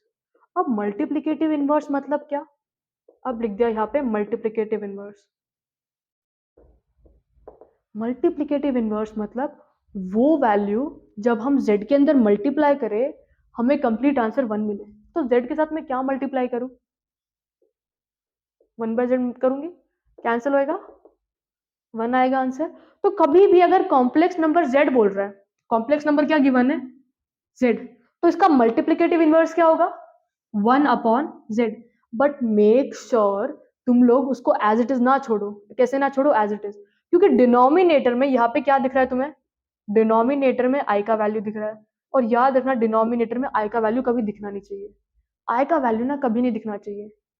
i का वैल्यू दिख गया ना मतलब कुछ तो भी हो रहा है। i का वैल्यू क्या नहीं होना चाहिए, i का वैल्यू दिखना नहीं चाहिए। ठीक है, तो क्वेश्चन करते हैं इस वजह से एडिटिव इनवर्स भी किए। फॉर एग्जाम्पल मेरे को गिवन है z इक्वल टू 3+4 है और बोल दिया कि भाई फाइंड इट्स मल्टीप्लिकेटिव इनवर्स। अब तुम्हें ये चीज तो क्लियर है कि भाई मल्टीप्लिकेटिव इनवर्स क्या है। Multiplicative inverse is that value जब हम मल्टीप्लाई करें we get the resultant to be equal to 1। यहाँ पे आया 1+, सॉर्टेड।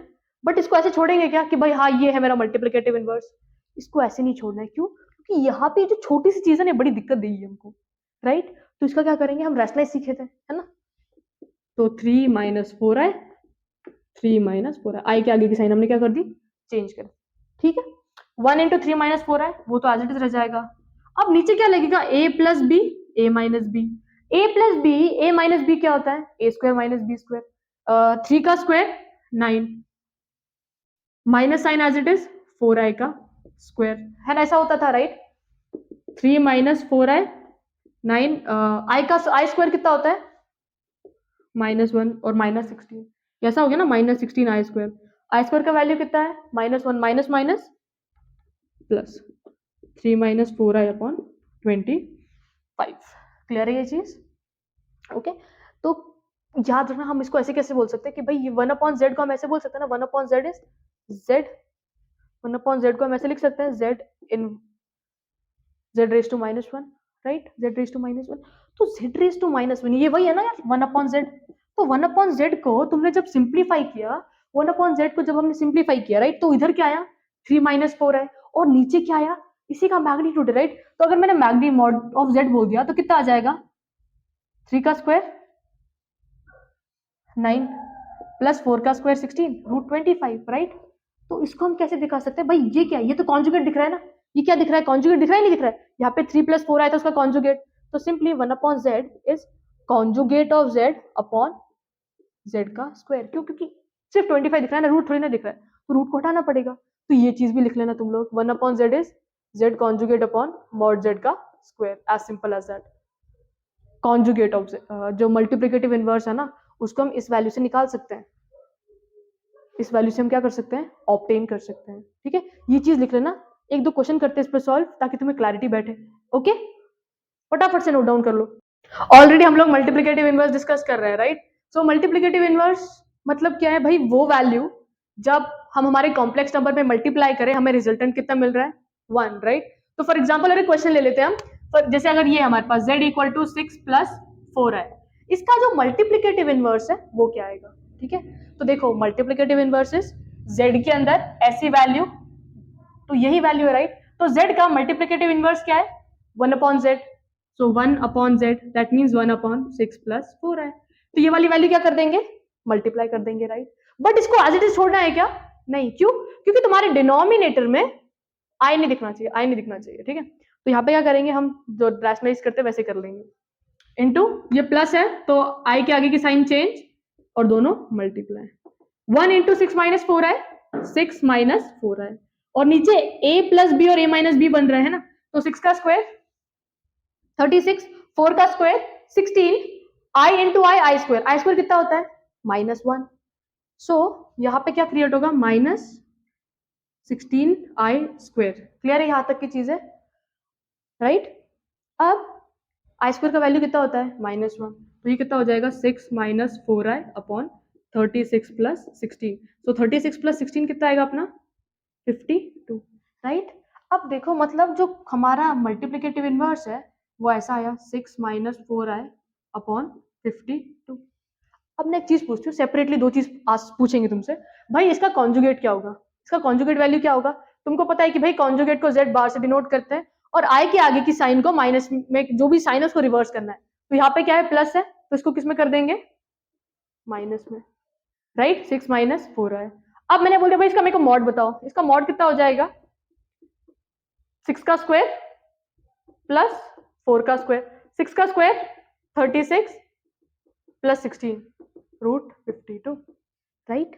यहाँ पे तुम देख सकते हो भाई ये जो वैल्यू है ये z का एक्चुअल में क्या है, कॉन्जुगेट है। तो कभी भी मल्टीप्लिकेटिव इनवर्स निकालना है तो z conjugate upon mod z का स्क्वायर, क्योंकि मॉड z का वैल्यू कितना है 52 है, राइट। इसका अगर मैंने स्क्वायर कर दिया तो मेरे को 52 मिलेगा ना।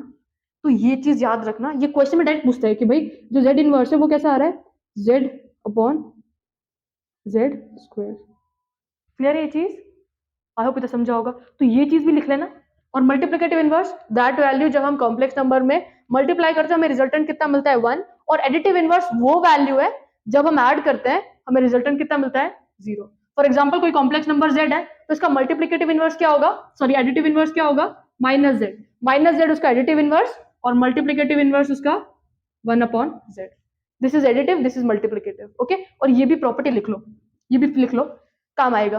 फटाफट से नोट डाउन कर लो ताकि हम नेक्स्ट चीज पढ़ सकें, that is polar form, okay. फटाफट से कर लो। तो चलो नेक्स्ट टॉपिक पढ़ते हैं, दैट इज पोलर फॉर्म, ठीक है। क्या पोलर फॉर्म, अब याद रखना जो पोलर फॉर्म है उसके अंदर कौन सी दो चीजें ज्यादा इंपॉर्टेंट रोल करने वाली है। पोलर फॉर्म तुम आराम से लिख सकते हो जब तुम्हें मॉड्यूलस पता है और तुम्हें आर्ग्यूमेंट मालूम है। अगर ये जो चीज आती है ना हमें, हम आराम से पोलर फॉर्म निकाल सकते हैं। देखो हमने एक चीज पढ़ा था, या अगर हम कॉम्प्लेक्स नंबर का कार्टेशियन फॉर्म पूछते हैं, कार्टेशियन फॉर्म क्या होता है, x प्लस आई वाई, है ना, इसको बोलते हैं कार्टेशियन फॉर्म। इस फॉर्म का नाम क्या है? Cartesian form. ठीक है ये चीज। अब देखो अपन ने वो देखा था क्या, हमारे पास जैसे कार्टेशियन प्लेन होता है वैसे ही हमारे जब हम कॉम्प्लेक्स नंबर को डिनोट कर रहे हैं हम उसको क्या बुला रहे हैं? Argand plane. तो जहां पे x क्या होता था हमारा? रियल, और y क्या होता है? Imaginary, right? ये हो गया इमेजिनरी, सॉर्टेड। अब जैसे ये नंबर है, राइट? इस नंबर को इस प्लेन पे अगर रिप्रेजेंट कर रहे हैं, सोचो यहाँ पे ये पॉइंट आ रहा है जेड एक्स कॉमा, ठीक है? ओरिजिन से इस पॉइंट के डिस्टेंस को हम क्या बुलाते थे? मॉड्यूलस। मॉड्यूलस को डिनोट किससे करते हैं? ये टेढ़ी बन गई यार लाइन, ठीक है? थोड़ा इसको किससे डिनोट करते हैं? मॉड जेड और आर, है ना? मॉड्यूलस को मॉड जेड या हम आर बुलाते हैं ना, या तो इससे या तो इससे। अब सोचो यहां से अपन ने एक परपेंडिकुलर ड्रॉप किया, क्या किया? परपेंडिकुलर। तो ये वाला जो डिस्टेंस है इसका वैल्यू कितना होगा? x, और ये वाला जो डिस्टेंस उसका वैल्यू कितना होगा? y। क्लियर है ये चीज? हमने कार्टेशियन प्लेन के टाइम पे देखी थी कि भाई यहाँ पे एक थीटा एंगल भी बनता है। तो थीटा एंगल किसके साथ बनाते हैं हम? एक्स एक्सिस के साथ। किसके साथ? एक्स एक्सिस के साथ, जिसको हम क्या बुलाते थे? आर्ग्यूमेंट। थीटा आर्ग्यूमेंट क्या होता था भाई? जो भी तुम्हारा कॉम्प्लेक्स नंबर है वो एक्स एक्सिस के साथ कैसा एंगल बना रहा है उसको हम बुलाते थे आर्ग्यूमेंट, राइट? फर्स्ट क्वाड्रेंट पे लाई करेगा तो डिफरेंट वैल्यू, सेकंड में डिफरेंट वैल्यू। तो देखो अगर यहाँ पे ये ट्राइंगल कैसा है? राइट एंगल ट्राइंगल है। अगर ये राइट एंगल ट्राइंगल है तो इधर से तुम ये बता सकते हो कि साइन थीटा और कॉस थीटा की वैल्यू क्या आएगी? जैसे हमें मालूम है साइन थीटा कितना होता है? Perpendicular upon hypotenuse. Cos theta होता है base upon hypotenuse, right? Clear है ये चीज? अब मेरे को पहले ये बताओ, ये जो आर है, आर का वैल्यू क्या होगा? ये जो आर है हमारा, ये आर का वैल्यू क्या होगा? ये ट्राइंगल कैसा है? राइट एंगल ट्राइंगल है तो इसमें पीजीटी लगा सकते हैं। क्या हो जाएगा? R square equal to x square plus y square. R equal to under root x square plus y square. वही real part of complex number plus imaginary part of complex number, वही हमारा mod देता है। अब यहां से मैंने बोला भाई इस ट्राइंगल को ऑब्जर्व करो और मेरे को बताओ साइन थीटा की वैल्यू। साइन थीटा की वैल्यू कितनी हो जाती है अपनी? एक्स अपॉन आर, और कॉस थीटा कितना हो जाएगा? Sorry cos theta base upon hypotenuse होता है, राइट?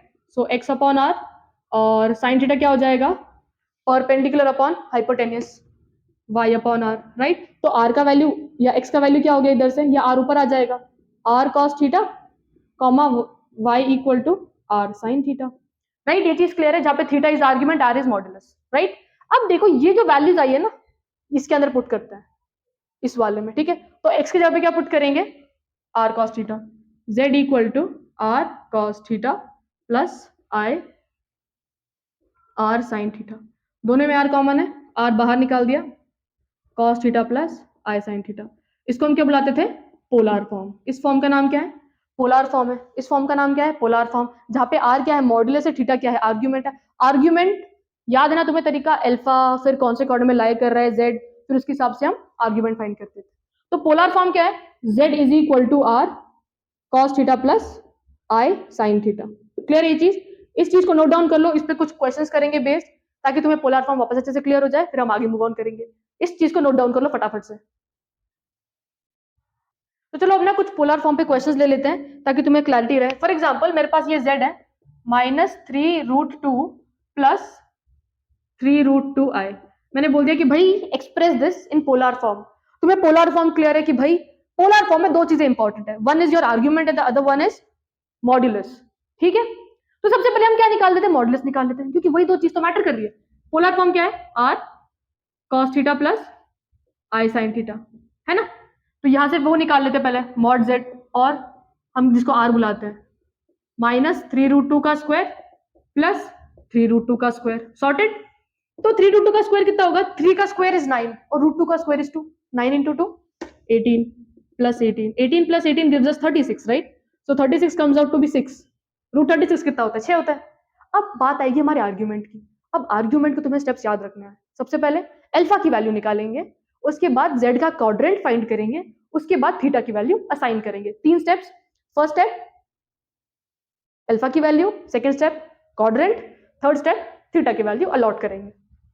तो सबसे पहले अल्फा क्या होता था हमारा? tan inverse imaginary part of z upon real part of z। तो इसमें इमेजिनरी पार्ट कौन सा है अपना? This 3√2 2, real part minus 3 root 2, sorted. This gets cancelled, alpha equal to tan inverse 1, negative sign हट गई क्योंकि मॉड है, तो tan का वैल्यू 1 कौन से एंगल पे आता है, simply pi by 4, so alpha का वैल्यू पाई बाय 4 तो मिल गया, बट ये हमारा क्वाड्रेंट होगा क्या, सॉरी ये हमारा आर्ग्यूमेंट होगा क्या, ये आर्ग्यूमेंट नहीं होगा। इसके बाद चेक करना है z, z क्या है, x नेगेटिव है y पॉजिटिव है, x नेगेटिव है y पॉजिटिव है, x नेगेटिव है y पॉजिटिव है, quadrant is second, second quadrant में आर्ग्यूमेंट का नाम कैसा होता है, theta equal to pi minus alpha, तो यहाँ पे आर्ग्यूमेंट क्या आ जाएगा, theta equal to pi minus alpha, that is pi minus pi by 4, so argument comes out to be 3 pi by 4। देखो यहाँ पे एक्सप्लेन करने के लिए टाइम लग रहा है, बट जब तुम अपने मेंटल कैलकुलेशन में करोगे तो वो कम टाइम पकड़ेगा लेगा, ठीक है।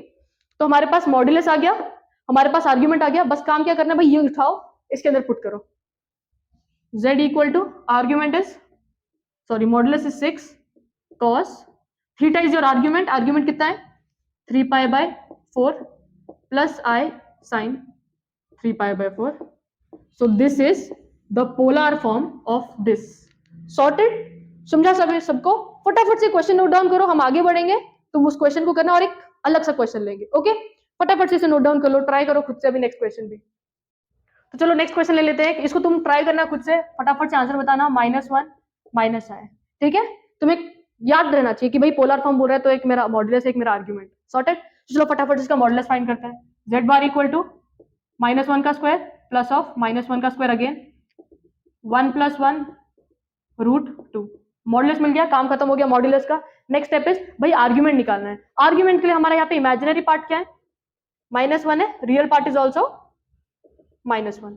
चलो काम पे लग जाते हैं आर्ग्यूमेंट फाइंड करने के लिए। सबसे पहले step 1 is alpha, tan inverse imaginary part of z upon real part of z, cancel cancel, alpha equal to tan inverse 1, कौन से एंगल पे 1 आता है 45, तो अल्फा कितना आ गया पाई बाय 4, बट ये हमारा आर्ग्यूमेंट होगा क्या, ये आर्ग्यूमेंट नहीं होगा, आर्ग्यूमेंट किस चीज पे डिपेंड करेगा भाई, ये वाले कोऑर्डिनेट्स कौन से कोऑर्डिनेट में लाई कर रहे हैं, रियल पार्ट नेगेटिव है, इमेजिनरी पार्ट भी नेगेटिव है, मतलब थर्ड क्वाड्रेंट, थर्ड क्वाड्रेंट में कैसे होते हैं हमारे एंगल, या हमारा आर्ग्यूमेंट कैसा होता है अल्फा माइनस पाई, इसमें theta is same as alpha, यहाँ पे theta is pi minus alpha, alpha minus pi, theta equal to minus, sorted. चलो अभी पुट करते हैं, theta equal to pi by 4 minus pi, मतलब -3 पाई बाय 4 आया, values मिल गई, काम करें आगे, z equal to r, modulus कितना आया √2, cos, इसको थोड़ा सा अच्छे से लिख देंगे, cos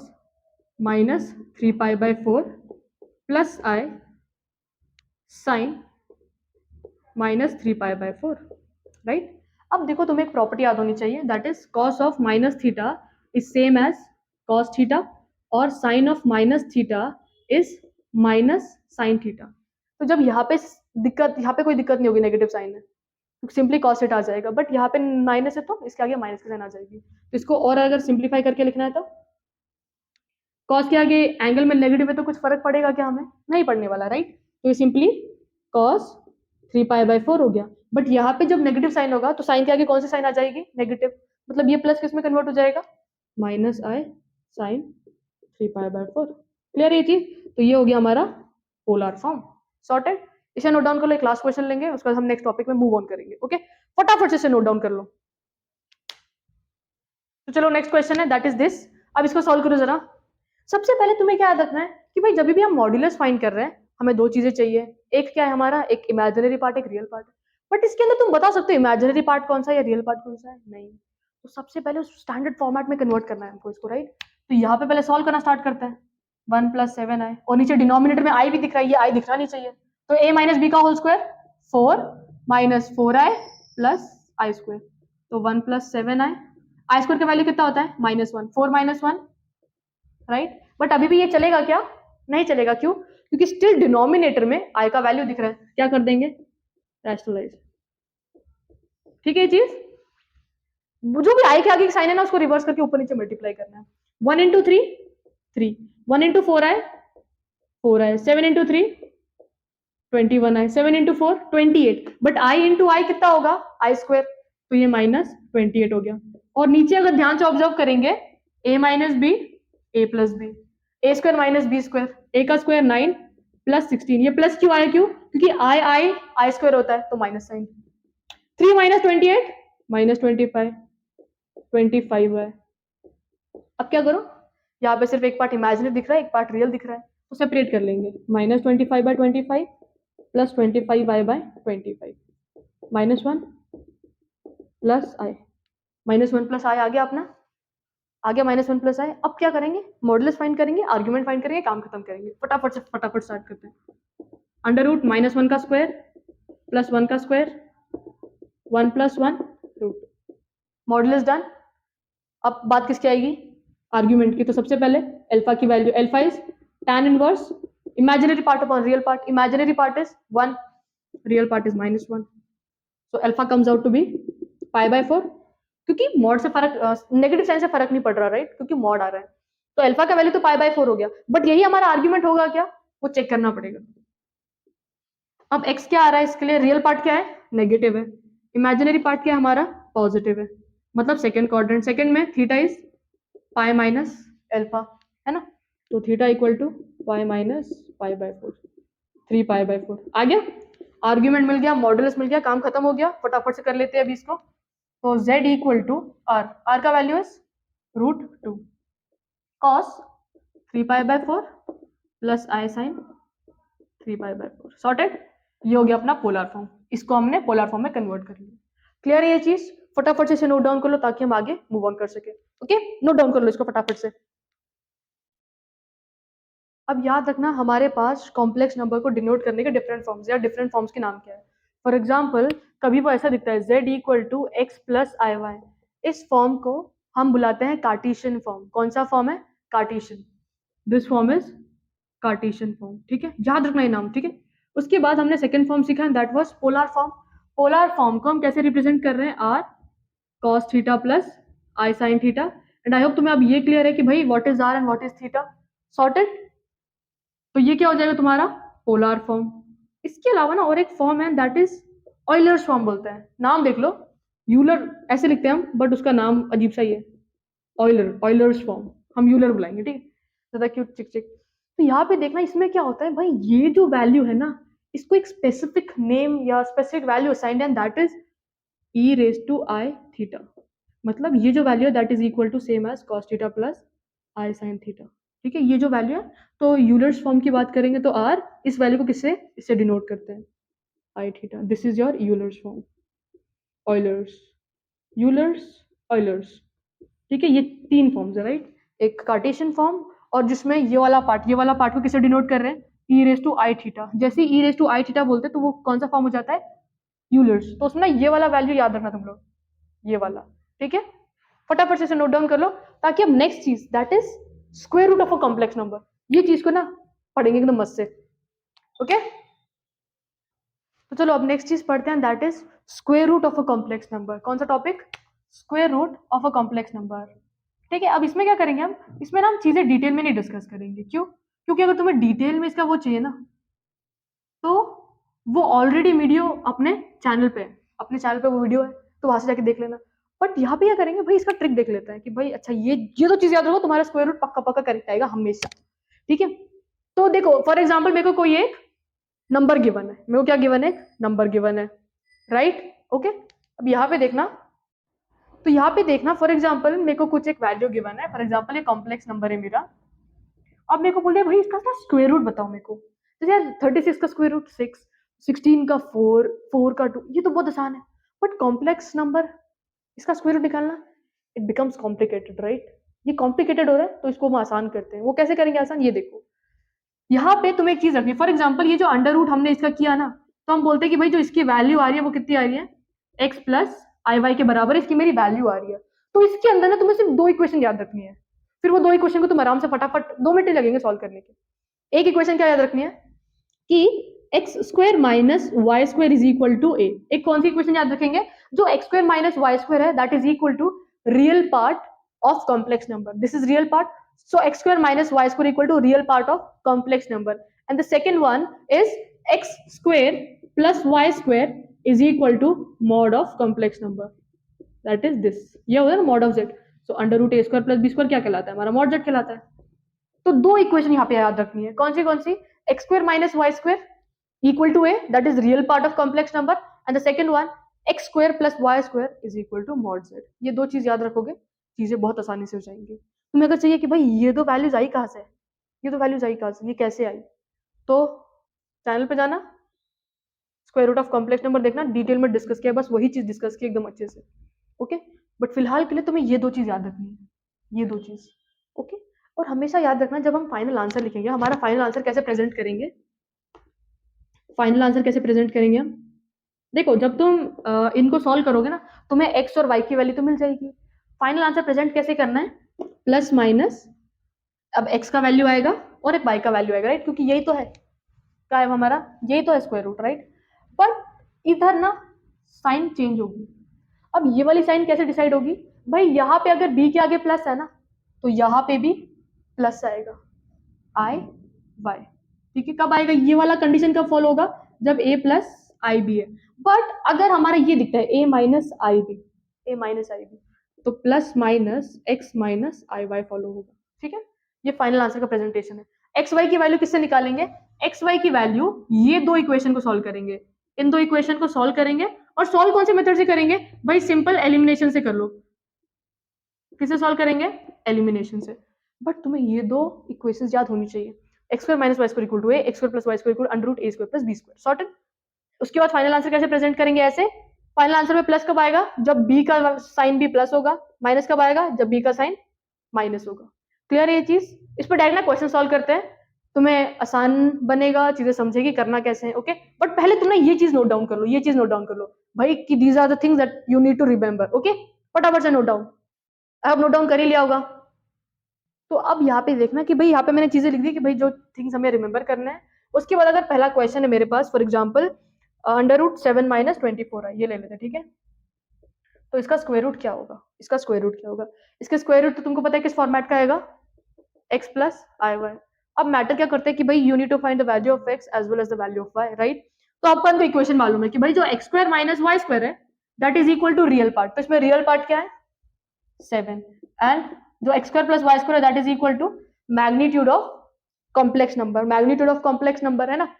अब मैग्नीट्यूड ऑफ कॉम्प्लेक्स नंबर कैसे निकालते हैं भाई, 7 स्क्वायर प्लस 24 स्क्वायर करो, मतलब माइनस 24 स्क्वायर. सॉर्टेड. 7 का स्क्वायर 49, 24 का स्क्वायर 576. कितना आ जाएगा, 5 2 6. तो 625 किसका होता है, 25. ओके, तो x square plus y square किसके इक्वल हो गया, mod z, and mod z का वैल्यू कितना है, 25. ठीक है, ये वैल्यू लिख दी, ये वाली वैल्यू लिख दी. अब एलिमिनेशन करेंगे, क्या करेंगे, elimination. Minus y square plus y square cancel, x square plus x square 2 x square, 7 plus 25 32, 2 1 2 16. X square कितना आ गया, 16, मतलब एक्स का वैल्यू प्लस माइनस 4. क्लियर है ये चीज, एक्स का वैल्यू प्लस माइनस 4 आ गया. अब ये वाला वैल्यू उठा के कहाँ पुट कर देते हैं, इसमें पुट कर लेते हैं. एक्स स्क्वायर तो हमको मालूम है ना, एक्स स्क्वायर का वैल्यू कितना है, 16. 16 minus y square equal to 7. ये प्लस 16 इस साइड आएगा तो क्या होगा, minus minus y square equal to 7 minus 16, minus y square equal to minus 9, y equal to plus minus 3. दो वैल्यूज मिल गई, एक्स की वैल्यू आ गई, वाई की वैल्यू आ गई है. फाइनल थिंग इज कि भाई आंसर प्रेजेंटेशन. आंसर प्रेजेंटेशन का तरीका देखा था कि भाई तुम क्या करो, प्लस माइनस तो दोनों में लिख दो. अब आगे किसकी वैल्यू आएगी, एक्स, एक्स की वैल्यू है 4, क्योंकि प्लस माइनस तो दोनों में तो बाहर निकाल दिया हमने. इधर क्या आ गया 4. उसके बाद यहाँ वाली साइन किससे डिसाइड होती है कि भाई तुम्हारी बी की वैल्यू क्या साइन थी, बी की साइन क्या थी, जो बी था इधर जो बी है उसकी साइन कैसी है, आगे नेगेटिव है, मतलब इधर भी क्या आ जाएगा, नेगेटिव. उसको फिर क्या फॉलो करेगा, y की वैल्यू 3 है. This is your final answer. समझा, इतना इजी है ये चीज, बस दो चीज याद रखनी है, एक ये एक ये. फिर इधर मॉड z, इधर सिर्फ a आएगा, कट के एलिमिनेशन से सॉल्व करो, आंसर आ जाएगी हर एक इसमें. और एक चीज करते हैं दैट इज कि भाई ये वाले क्वेश्चंस में ना मोस्ट ऑफ द टाइम तुम्हारे पाइथागोरन ट्रिपलेट्स मिलेंगे, तो ट्रिपलेट्स को याद रखो. तो ट्रिपलेट्स लिखेंगे तो एक होता है 3 4 5, और जो सबसे लार्जेस्ट साइड है, जो लार्जेस्ट वैल्यू है वो तुम्हारी हाइपोटेनस होती है. नेक्स्ट 24 7 25, तो वही वही आ रहा है ना, देखो 24 और 7 तुम देख के पता करता है भाई इधर 25 आएगा, क्योंकि मॉड तो वही आएगा ना फिर उसका. उसके बाद नेक्स्ट इज 12 5 13, ये एक है 15 7 15 8 और 17। क्लियर है ये चीज? ये ना याद रखना, तुमको बहुत हेल्प होगी। 3 4 5 12 5 13 24 7 25 15 8 17। क्लियर है? इसे नोट डाउन कर लो, तो हम आगे बढ़े, कुछ क्वेश्चन सॉल्व करेंगे इस पे बेस्ड। ओके, आई होप तुम्हें स्टेप्स क्लियर है करने कैसे हैं। तो चलो अब ये दो क्वेश्चन डिस्कस करते हैं कि भाई इनके ना मेरे को ना स्क्वायर रूट वाले वैल्यूज फाइंड करो तुम लोग। किसी ने बोले कि भाई स्क्वायर रूट, तुमको पता है कि भाई दो इक्वेशन याद रखनी है, एक x square minus y square जो होता है रियल पार्ट के इक्वल, और एक होता है x square plus y square जो इक्वल होता है किसके, मॉडुलस के इक्वल, राइट। तो चलो स्टार्ट कर देते हैं। X square minus y square equal to किसके इक्वल होगा, x square minus y square real part के इक्वल। उसके बाद x square plus y square इसके मॉडुलस के इक्वल होगा। अगर ये 12 और 5 है तो इसका मॉडुलस का वैल्यू कितना आएगा, 12 है 5 है तो नेक्स्ट किसको फॉलो करेगा, 13। देखा इतना इजी है अगर तुम चीजों को रिमेंबर करते हो।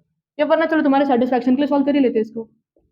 5 का स्क्वायर 25, 12 का स्क्वायर 144, 169, 13 है ना, 13 ही आया ना। अब क्या करना है भाई, दो वैल्यूज मिल गई, इक्वेशंस आ गई अपनी। इक्वेशन क्या करेंगे, एलिमिनेशन से solve. This two gets cancel, x square plus x square 2 x square, 5 plus 13 18, 2 1 9, x square equal to 9, x equal to plus minus 3। एक्स की वैल्यू मिल चुकी है, आधा काम खत्म हो चुका है। अब ये इक्वेशन उठाएंगे, एक्स स्क्वायर की वैल्यू कितनी अपनी 9, 9 minus y square equal to 5, ये प्लस 9 इस साइड आएगा तो माइनस 9, 5 माइनस 9 माइनस 4, वाई का वैल्यू कितना आ जाएगा plus minus 2। Now comes the part presentation, right. Presentation कैसे करना है, प्लस माइनस बाहर निकालना है। एक्स का वैल्यू 3 था, 3 लिख दिया। अब यहाँ पे साइन कौन सी फॉलो होगी, जो साइन ओरिजिनल क्वेश्चन में थी, यहाँ पे साइन क्या थी प्लस, तो यहाँ पे भी क्या आ जाएगा प्लस, उसको फॉलो कौन करेगा 2 आई। समझा? अब ये क्वेश्चन सॉल्व करो जरा, फिर हम आगे बढ़ते हैं, ठीक है। इसे नोट डाउन कर लो तुम लोग फटाफट से, और ये वाला क्वेश्चन सॉल्व करो, देखो आ रहा है या नहीं आ रहा है। ओके चलो करते हैं नेक्स्ट। अब तुमने ये नोट डाउन कर लिया होगा। अब यहाँ पे देखना ये वाला क्वेश्चन है। अब हमें मालूम है कि भाई देखो यहाँ पे 15 और 8 है, यहाँ पे क्या है 15 और 8 है, 15 8 17। देखो तुम चीजें रिमेंबर रखते हो तो चलो, x square minus y square real part is minus 15, ठीक है।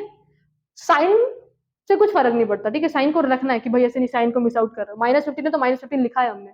उसके बाद x square plus y square किसके इक्वल होता है, मॉड्यूलस ऑफ जेड। तो मॉड्यूलस ऑफ जेड निकालेंगे तो कितना आ जाएगा, माइनस 15 का स्क्वायर प्लस ऑफ माइनस 8 का स्क्वायर, 15 का square 225 plus 64, so this comes out to be 289। 289 किसका होता है भाई, 17 का होता है, तो यहाँ पे भी 17 आ गया, राइट। चीजों को याद रखोगे तो भाई बहुत आसानी से हो जाएंगे क्वेश्चन सॉल्व।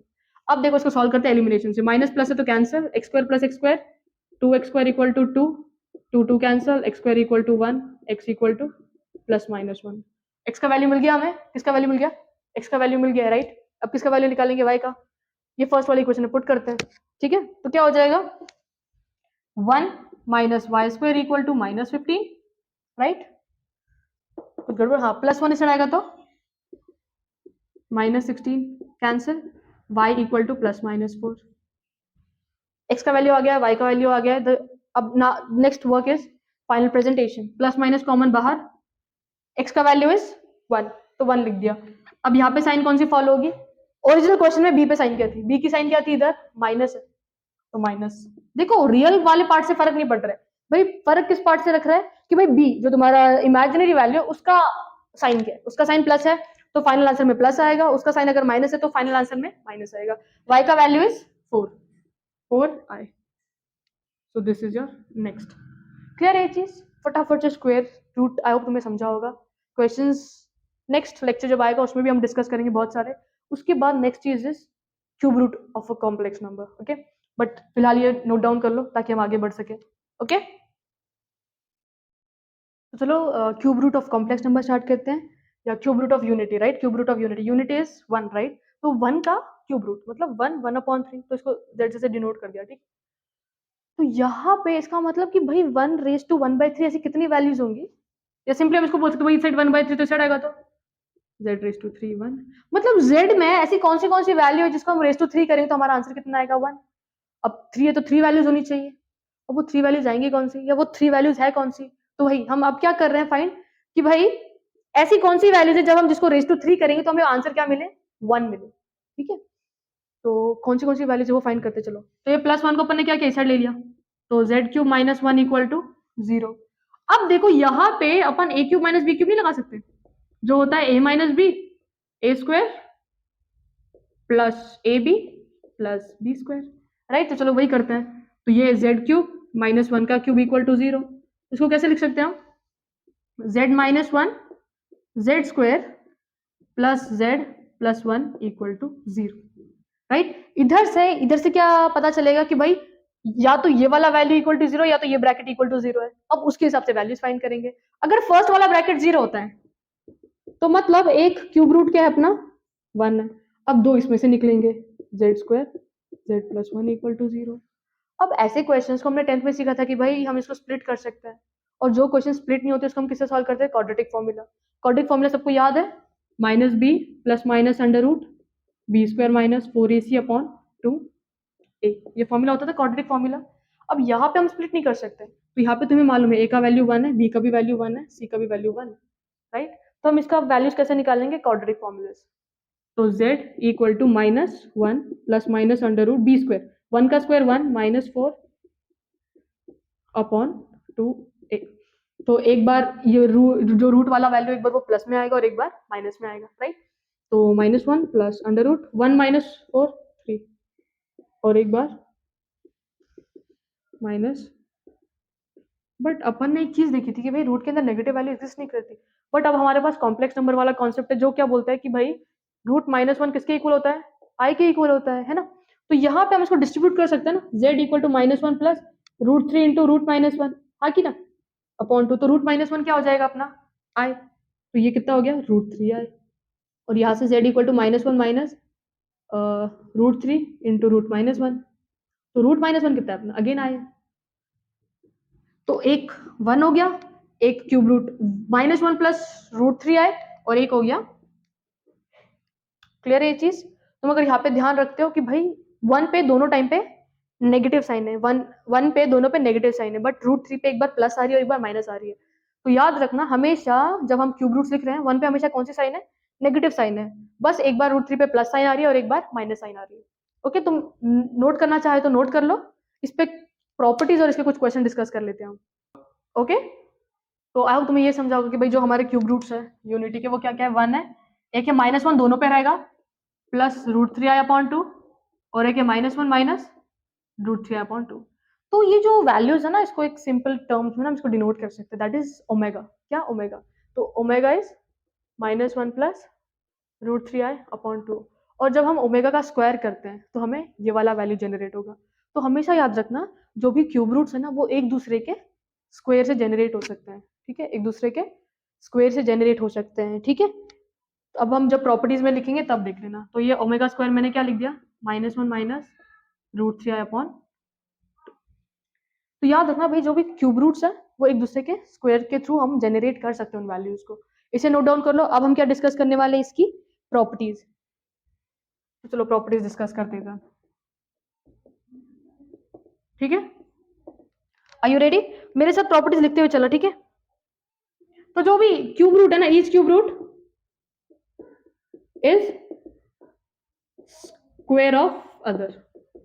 फॉर एग्जाम्पल ये मेरा ओमेगा है, अगर मैंने इसका स्क्वायर किया तो मेरे को ये वाला वैल्यू मिलेगा, और अगर ये मेरा ओमेगा है तो मैंने इसका स्क्वायर किया तो मेरे को ये वाला वैल्यू जनरेट होगा। याद रखना ये चीज एकदम अच्छे से, ठीक है, क्लियर है ये चीज। ओके, आगे चले। अब इसके बाद जो नेक्स्ट चीज है दैट इज ये याद रखना कि भाई जब हम इन तीनों का सम करते हैं, जो भी क्यूब रूट्स है 1 ओमेगा और ओमेगा स्क्वायर, इन सबको जब हम ऐड करेंगे ना हमको इनका वैल्यू मिलता है to be equal to 0। 1 + omega + omega square = 0। तुम इसको ऐड करके भी देख लोगे तीनों वैल्यूज को, यू विल गेट 0। कैसे, 1 - 1 + √3i/2 -1 - √3i/2, राइट। इधर इंटू 2 इंटू 2 कर लिया, सो 2 -1 - 1 -2 प्लस √3 कैंसिल, 2 - 2 0, है ना, 0 आया ना वो। तो याद रखना सेकेंड थिंग कि भाई जो भी क्यूब रूट्स है उन सबका सम कितना होता है, 0 के इक्वल होता है। किसके इक्वल होता है, 0। ठीक है, ये चीज सॉर्टेड। उसके बाद याद रखना कि भाई कभी ऐसे दिख रहा है ω⁴n = 1, ω⁴n = 1, या n, ये वाला प्रॉपर्टी कब फॉलो होगा, जब तुम्हारा n इज मल्टीपल ऑफ 3। हमेशा याद रखना जब भी n मल्टीपल ऑफ 3 है, ओमेगा के रेस टू में कुछ मल्टीपल ऑफ 3 आ रहा है, उसका वैल्यू कितना हो जाएगा 1। ठीक है, तो फॉर एग्जाम्पल अगर मैंने इन तीनों के प्रोडक्ट निकाल दिया 1 omega omega square, omega into omega square, base same है तो पावर क्या हो जाएगी 8, ओमेगा क्यूब कितना होगा 1, क्यों? क्योंकि रेस टू में मल्टीपल ऑफ 3 है, मल्टीपल ऑफ 3 है तो वैल्यू कितनी आ जाएगी 1। क्लियर है ये चीज? आई होप समझा होगा तुम लोग को इतना। क्लियर है? अब देखना अगर कभी ऐसा दिख रहा है omega raise to n omega raise to 2n, omega raise to n omega raise to 2n, अगर मैंने यहाँ पे कंडीशन बोल दी कि n is multiple of 3, n is, अगर ये मल्टीपल ऑफ 3 है मतलब ओमेगा के रेस टू में क्या है, ओमेगा के रेस टू में क्या है मल्टीपल ऑफ 3 है ना। ओमेगा के रेस टू में जब भी मल्टीपल ऑफ 3 होगा तो वो वैल्यू किसको जाएगी 1 को जाएगी, मतलब omega raise to n where n is multiple of 3, तो ये वैल्यू क्या हो जाएगी 1। और omega raise to 2n, n क्या है मल्टीपल ऑफ 3 है ना, तो ये वैल्यू भी कितनी आ जाएगी 1, तो ये कितना आंसर आएगा 2। तो याद रखना omega raise to n omega raise to 2n equal to 1। पता ये ना तुम्हें एमसीक्यूज में बहुत हेल्प करेंगे कि भाई डायरेक्ट तुमको ज्यादा सॉल्व करने की जरूरत नहीं कि भाई अच्छा ये प्रॉपर्टी तो डायरेक्ट लगा देंगे। Omega raise to n omega raise to 2n किसके इक्वल आएगा 1 के इक्वल, कब आएगा when n is multiple of 3।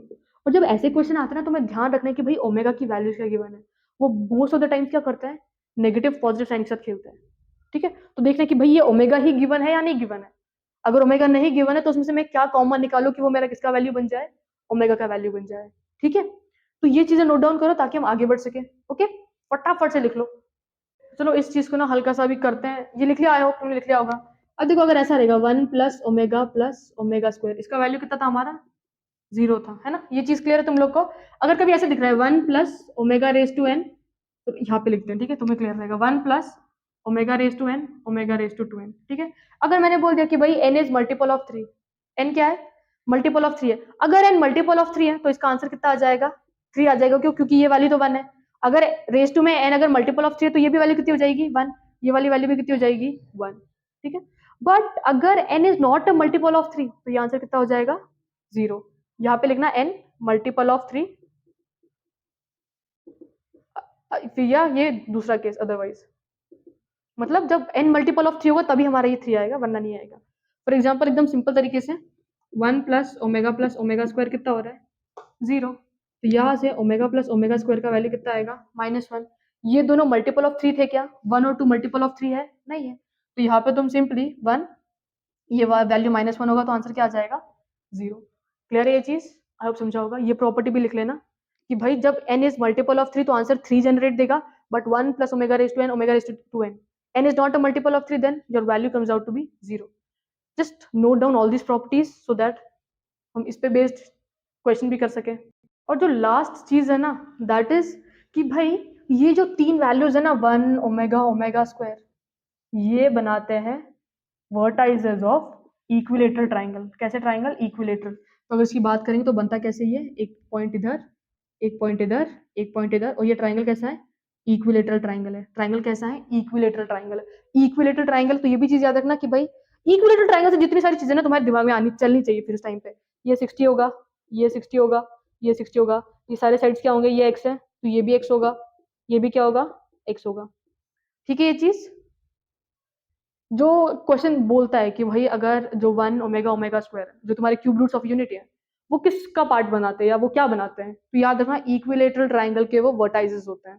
तो अब तुमने ये सारी प्रॉपर्टीज लिख ली है, each cube root is square of other, तुम इसका स्क्वायर करोगे तुम्हें ये मिलेगा, तुम इसका स्क्वायर करोगे तुम्हें ये मिलेगा, सॉर्टेड।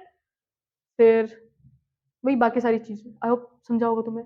फटाफट से प्रॉपर्टीज लिख लो ताकि हम आगे मूव ऑन कर सके। ओके, चलो एक नॉर्मल क्वेश्चन ले लेते हैं क्यूब रूट पे बेस्ड। फॉर एग्जांपल मैंने बोल दिया omega raise to 100 omega raise to 200 omega raise to 300, इसका वैल्यू बताओ कितना आएगा। ये पी वाई क्यू है, ठीक है, इंडिया का। हल्का सा क्लैरिटी बैठ जाएगा तुम लोग को कि भाई सॉल्व कैसे करना है इस क्वेश्चन को। तो 100 है, 100 तो मल्टीपल नहीं है ना 3 का, राइट, तो हम इसको ऐसे लिख सकते हैं ओमेगा रेस टू 3, या ऐसे लिख सकते हैं 900 है, तो मेरे को पता है कि भाई 99 तो है एक नंबर पीछे, बट इसमें कितना वैल्यू ऐड करना पड़ेगा 1, तो 99 प्लस 100 आ रहा है। उसके बाद 200, 200 में कौन होगा 198 डॉट ओमेगा स्क्वायर। अब यहाँ पे रेस्ट में क्या दिख रहा है मल्टीपल ऑफ 3, अगर मल्टीपल ऑफ 3 दिखता है that is the complete value comes out to be 1। हमने देखा था ना कि भाई omega raise to n where n is multiple of 3 the value comes out to be 1, यहाँ पे तो 1 आ गया, ये सॉर्टेड।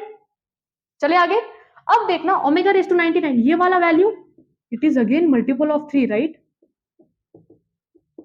इसको भी लिख सकते हैं 3 3 6 18 3 6 18 dot omega square plus 1। Omega raise to 3 कितना होता है अपना? 1 होता है। 1 रेस टू कितना भी value gives you 1, right? So 1 raise to 33 gives you 1, यहाँ पे ओमेगा 1 रह गया। यहाँ पे ये वाला वैल्यू फिर क्या हो जाएगा 1, क्योंकि ओमेगा रेस टू 3 1 बचा क्या? Omega square plus 1। तो यहाँ पे 1 प्लस ओमेगा स्क्वायर वैल्यू कितना आता है? 0 आता है ना? तो इसका आंसर कितना आया? 0 आया। तो ऐसे क्वेश्चन पूछता है वो, ठीक है? ये चीज जब हम पीवाईक्यूज डिस्कस करेंगे ना उसके अंदर बहुत सारे क्वेश्चंस हम डिस्कस कर लेंगे, ओके? बट फिलहाल के लिए तुम ये नोट डाउन कर लो। अब जो नेक्स्ट चीज है, ये जो लास्ट चीज है, that is D Moivre's theorem. वो देख लेंगे और उस पर कुछ बेस चीजें देख लेंगे, उसके बाद हम कुछ क्वेश्चंस लगाएंगे कि तुम्हें समझा या नहीं कॉन्सेप्ट आज के, ओके? फटाफट जैसे नोट डाउन कर लो। अब हम नेक्स्ट टॉपिक पे चलते हैं, that is D Moivre's theorem. अगर डी मोइवर्स थ्योरम की बात करेंगे ना, तो फॉर एग्जांपल अगर हमें ये वैल्यू गिवन है cos theta plus i sine theta raise to n, तो वो क्या बोलता है कि भाई ये जो n इधर पावर दिख रहा है ना, इसको अपन ना नीचे लेके आ सकते हैं। क्या कर सकते हैं? नीचे लेके आ सकते हैं। तो कैसे लेके आएंगे? cos दोनों एंगल्स में वो वैल्यू मल्टीप्लाई कर दो, ठीक है? ये चीज कोई कॉम्प्लेक्स नंबर है z इक्वल टू दिस, तो उसको हम कैसे लिख सकते हैं? z इक्वल टू जो भी हमारा पावर रेस्ट था वो हमने एंगल में मल्टीप्लाई कर दिया, ठीक है? और एक चीज दैट इज ये याद रखना कि भाई जो cos ऑफ थीटा होता है, तो वो cos ऑफ माइनस थीटा होता है, वो क्या होता है? cos theta.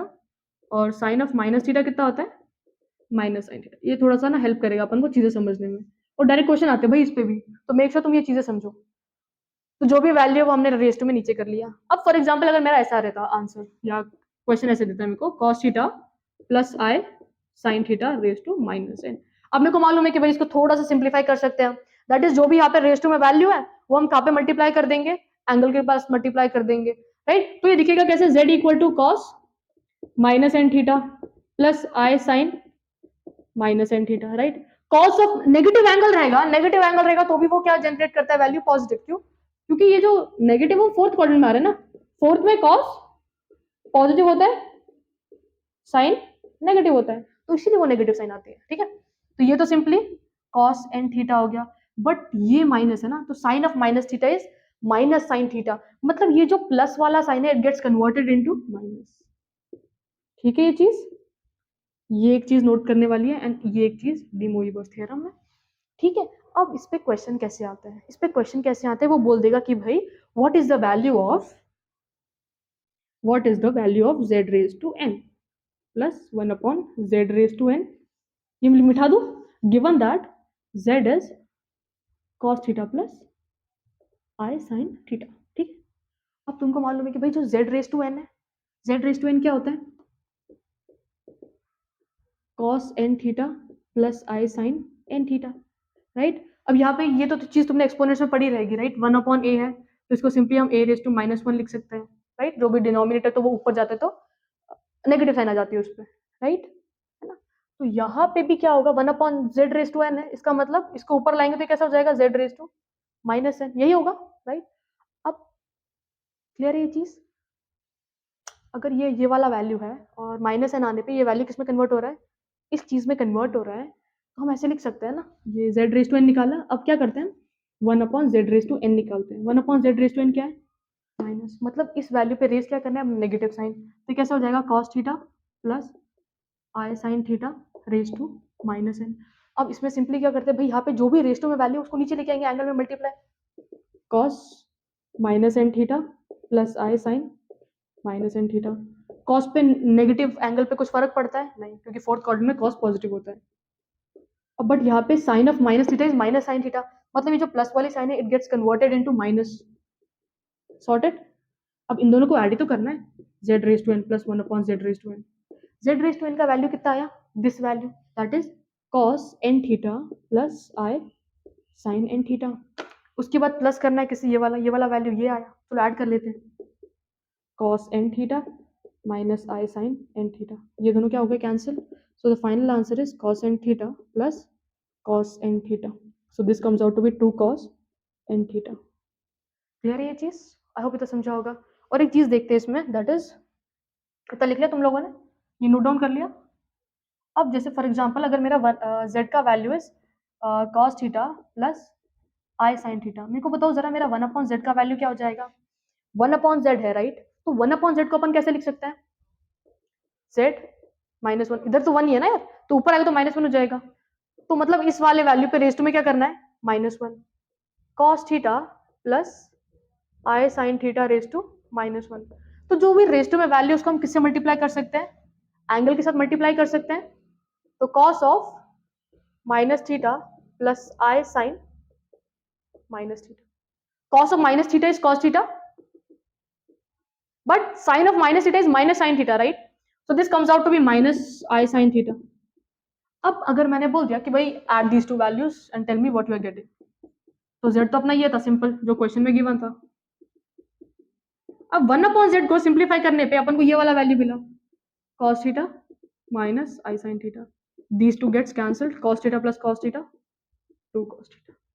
अब भाई ऐसे डायरेक्ट क्वेश्चन आया, ठीक है, अब तुम्हें समझाओगे कैसे आया, ओके? बट इसी पे अगर क्वेश्चन बोल देता कि भाई tell me the value of z minus of वो जो भी z माइनस 1/z, तो z का तो वैल्यू वही है ना यार, बस इधर साइन में रिवर्सल हुआ है, ये एक वैल्यू है दूसरा माइनस, और 1/z का वैल्यू क्या था? 1/z का वैल्यू ये है cos theta minus i sin theta, sorted. तो कितना हो जाएगा? cos theta plus i sin theta minus cos theta minus minus plus i sin theta, ये दोनों अब कैंसिल हो गए, 2i sin थीटा। मतलब जब नेगेटिव है तब अपना क्या आ रहा है, जब इधर प्लस का साइन है तो कॉस आ रहा है, और जब नेगेटिव है साइन आ रहा है। अब वो क्वेश्चन कैसे रख सकता है? और एक तरीके से क्वेश्चन रख सकता है, वो बोल सकता है कि भाई इफ दिस इज z, सो z प्लस 1/z। तो मेरे को बताओ कि भाई this value is purely imaginary, purely real, none of जो भी है। देखो अब मेरे को बताओ भाई जब हम ये ऐसे कर रहे हैं z प्लस 1/z, वैल्यू कितना आ रहा है? 2 cos थीटा। अब मेरे को बताओ 2 cos थीटा, इसमें कौन सा पार्ट जीरो है? Imaginary part. और अपन ने एक चीज पढ़ रखी है, दैट इज जब भी इमेजिनरी पार्ट जीरो होता है तो the number becomes purely real. तो z plus 1/z is purely real. But if talking about z minus 1/z, तो 1 माइनस 1/z में सिर्फ कौन सा टर्म दिख रहा है? 2i sin theta. सो यहां पे which part is missing? Your real part is missing. तो जब भी रियल पार्ट इज मिसिंग या सिर्फ इमेजिनरी पार्ट दिख रहा है, we call that number to be purely imaginary. तो वो ऐसे भी क्वेश्चन रख सकता है। अब तुम्हें ये क्लियर है, purely imaginary and what is purely real? Purely real in which the imaginary part is zero, right? So over here your imaginary part is zero, so the number becomes purely real. तो वो बोल सकते हैं कि भाई z plus 1/z is whether it is purely real or not. Yes, it is purely real. यहाँ पे purely imaginary. Clear है ये चीज? वैसे ही यहाँ पे लिखा है कि हमने यहाँ इसकी वैल्यू बोल देंगे तो z raised to n minus 1/z raised to n। z raised to n कितना है अपना? z raised to n is this value, right? cos n theta plus I sin n theta. Sorted? उसके बाद 1/zn को simplify करने के बाद we got this, right? So minus cos n theta minus I sin n theta. Expand कर लेते हैं, minus cos n theta plus I sin n theta. So this two gets cancelled, you are left with 2i sin n theta. Okay, so ये सारी चीजें किसके through आई? De Moivre's theorem के। ठीक है, तो इसकी इंपॉर्टेंट चीजें लिख लेते हैं, सो अपन को हेल्प हो जाएगी नहीं? ओके, तो जब हमारा z raise to n plus 1/zn है, तो उसका प्लस है तो क्या आता है? 2 cos n थीटा। गिवन क्या है यहाँ पे? जो z है दैट इज ये वाला वैल्यू गिवन है, तो वो किसकी इक्वल आएगा? zn अपॉन ये इसके। तो इस नंबर को हम और एक कौन से तरीके से बुला सकते हैं? The number is purely real. ठीक है, उसके बाद second thing, z raise to n minus 1/z raise to n, so the value is 2i sin n theta, right? बस i का टर्म दिख रहा है, that means the number is purely imaginary. Clear है ये चीज? अगर कभी ऐसे दिखता है z प्लस 1/z, तो नंबर भाई n की जगह पे क्या लिखना है? 1 लिखना है बस। 2 cos थीटा, ये भी नंबर क्या है? रियल है। उसके बाद z minus 1/z, 2i sin theta, number is sorted. ये सारी चीजें नोट डाउन कर लो। ताकि हम कुछ अभी थ्योरी क्वेश्चंस लगाए, कुछ क्वेश्चंस लगाए कि देखने के लिए कि भाई चमकाया, समझा या नहीं समझा। ओके, इसे नोट डाउन कर लो तुम लोग फटाफट से। ओके, चलते हैं फिर आगे। चलो कुछ क्वेश्चंस है, फिर next set of questions discuss करेंगे। पहले ये 8 क्वेश्चन डिस्कस कर लेते हैं, ठीक है? थ्योरी पे बेस्ड है, तुम्हारा दिमाग लगेगा, थोड़ा आ जाएगा। If z is purely real and real part of z is greater then, sorry less than 0। अपन ने चीजें पढ़ी थी, राइट? यहाँ पे 0 होता है, यहाँ पे π/2 होता था, यहाँ पे पाई और यहाँ पे -π/2, राइट? अब प्योरली रियल है, प्योरली रियल है मतलब इमेजिनरी पार्ट नहीं है। अब प्योरली रियल नंबर कौन से एक्सिस पे लाई करेगा? सिर्फ और सिर्फ रियल एक्सिस पे लाई करेगा। और रियल पार्ट के बारे में क्या बताया है कि जो रियल पार्ट है दैट इज लेस देन 0।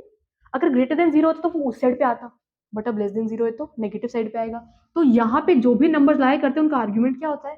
पाई होता है। तो the answer is pi. Sorted. चले आगे। उसके बाद for z equal to a plus b lies in third quadrant. कौन से क्वाड्रेंट में लाई कर रहा है? थर्ड क्वाड्रेंट में। तो आर्ग्यूमेंट ऑफ z को हम डिनोट किससे करते थे? फर्स्ट क्वाड्रेंट में याद है, theta was same as alpha. यहाँ पे theta equal to pi minus alpha, यहाँ पे theta equal to alpha minus pi, theta equal to minus alpha. Alpha का वैल्यू क्या होता था? tan inverse imaginary part upon real part, है ना? इमेजिनरी पार्ट b है, रियल पार्ट a है। तो कौन सा सही आएगा? मतलब अल्फा माइनस पाई है। अल्फा का value tan inverse b upon a minus pi. तो देख लो आंसर कौन सा मैच कर रहा है। ये वाला है क्या? ये वाला तो नहीं है। 2 पाई है क्या? नहीं, ये तो है भी नहीं। तो बचा क्या? a माइनस पाई प्लस ये, बस इसको थोड़ा सा घुमा फिरा के दिया है। तो आंसर कौन सा होगा? a। आई होप तुम लोग का आंसर आया होगा। वीडियो को पॉज करो, क्वेश्चन ट्राई करो, देखो क्वेश्चन आ रहे नहीं आ रहे, तुम्हें थ्योरी क्लियर है या नहीं क्लियर है। थ्योरी अगर अभी क्लियर नहीं है तो फिर हम जब next set of past previous year questions करेंगे वो बनने चाहिए ना यार। थ्योरी मेक श्योर तुम थ्योरी एकदम अच्छे से करो, ताकि जब हम नेक्स्ट टाइम अब डिस्कस करने वाले कौन से प्रीवियस ईयर क्वेश्चंस, तो उससे तुम्हें क्लैरिटी बैठे। ओके, अब ये वाला question, polar form of this, ये तो तुम खुद से करना, ये हम लास्ट में डिस्कस करते हैं, ठीक है? लास्ट के रखते हैं। अब ये वाला है, z1 and z2 are two complex number then this value. ये चीज अपन ने पढ़ा था, मैंने तुमको एक चीज भी बताई थी, वही याद कैसे रखेंगे? The sum of any two sides या the difference of any two sides is less than the third side. जो डिफरेंस है वो लेस होता है और सम क्या होता है? बड़ा होता है। तो यहाँ पे ये वाला वैल्यू गिवन है, मतलब ये थर्ड साइड के बारे में बात कर रहा है। तो ये फर्स्ट केस में क्या है? द डिफरेंस मतलब डिफरेंस इज लेस। तो यही फर्स्ट कंडीशन ही ट्रू होगी ना, the difference is less than the third side. This is third side. अब ये इसकी तरफ ऐसा मुंह खुला हुआ है, राइट?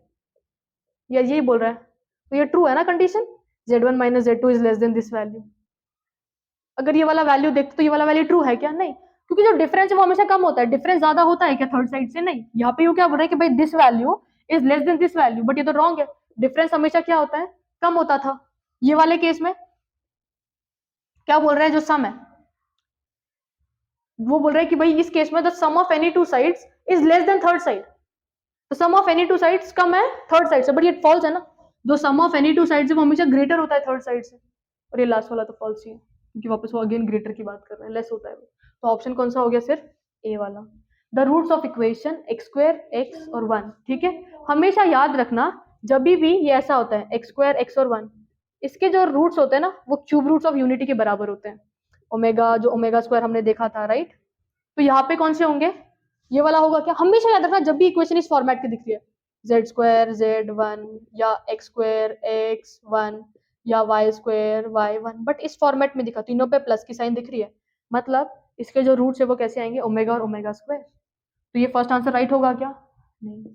सेकेंड आंसर और थर्ड आंसर में थोड़ा सा कंफ्यूजन है, कौन सा होगा? मैंने एक चीज बताई थी तुमको, 1 के आगे हमेशा कौन सी साइन फॉलो होगी? नेगेटिव। तो इसके अंदर 1 के आगे नेगेटिव साइन है क्या? नहीं है। 1 के आगे इधर नेगेटिव साइन है, और √3 एक बार प्लस की साइन लेगा और एक बार माइनस की साइन। तो the correct answer is C. Property पढ़ी थी हमने आयोटा वाली, कि भाई जो भी चार किसका सम होता है वो किसके इक्वल होता है? 0। कॉन्जुगेटिव का सम कितना होता है? 0। ये वाला क्वेश्चन तो जस्ट अभी सॉल्व किया था, ये PYQs है, ठीक है? ये वाला क्वेश्चन जस्ट अभी डिस्कस किया था, आंसर कितना है? 0। ये वाला y प्लस, अरे भाई ये वाला वो क्वेश्चन है ना डी मोइवर्स थ्योरम से सॉल्व होने वाला, हाँ कि ना? प्लस है तो कॉस आता है, माइनस है तो साइन आता है, राइट? इसको सॉल्व करें, चलो देख लो, अब सॉल्व करेंगे इसको, ठीक है? यहाँ पे कर लेते हैं solve. y is cos theta plus i sin theta plus 1 upon y, मतलब cos theta plus i sine theta, इसका रेस टू में आएगा तो नेगेटिव हो जाएगा। 1/y क्या होता है? y raise to -1। एंगल में वो रेस टू पावर मल्टीप्लाई कर सकते हैं हम, है ना? क्या हो जाएगा? Plus cos of minus theta plus i sine of minus theta. Cos of minus theta कितना होता है? कॉस थीटा होता है, right? Cos of minus theta सिर्फ कॉस थीटा होता है, but sine of minus theta is minus sine theta. Sorted. ये दोनों क्या हो गए? कैंसिल। बचा क्या? Cos theta plus cos theta, 2 cos theta. The correct answer is A. Clear है ये चीज? फटाफट से चीजें नोट डाउन कर लो ताकि हम नेक्स्ट सेट ऑफ क्वेश्चंस ले लें। ओके, फटाफट से नोट डाउन कर लो। ओके, चलो next set of questions discuss कर लेते हैं।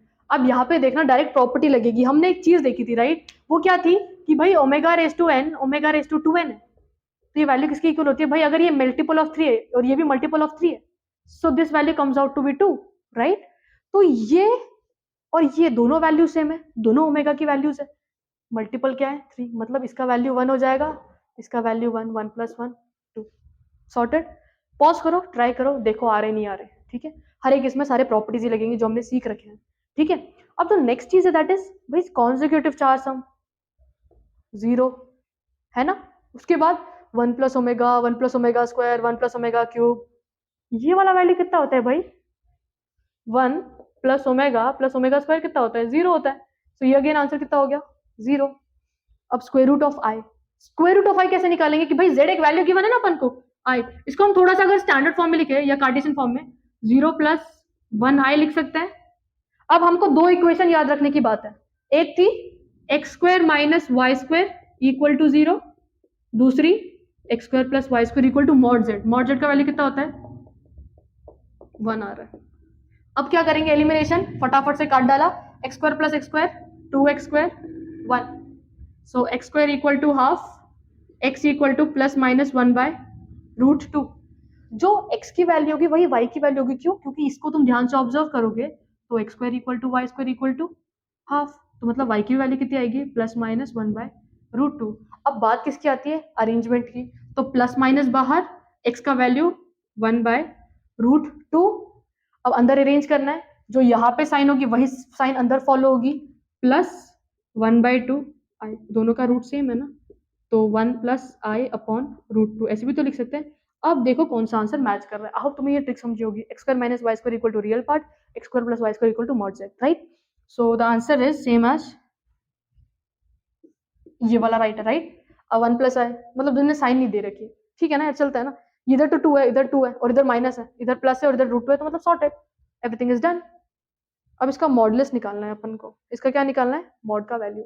मॉड का वैल्यू निकालते वक्त हमको दो चीजें लगती है, right? One is your real part of z and other is imaginary part of z।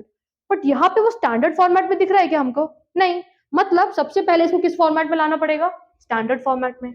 और डिनोमिनेटर में आई भी नहीं दिखना चाहिए, ये चीज तो तुम गार्ड बांध लो, राइट? तो z = 1 + 2i है, 1 - 1 - i²। सॉल्व कर लेते इसको। 1 + 2i, 1 माइनस, इसको ओपन करेंगे, 1 - 2i + i², है ना? a - b का होल स्क्वायर लग जाएगा। i² कितना होता है? -1, और +1 क्या होगा? यही से कैंसिल।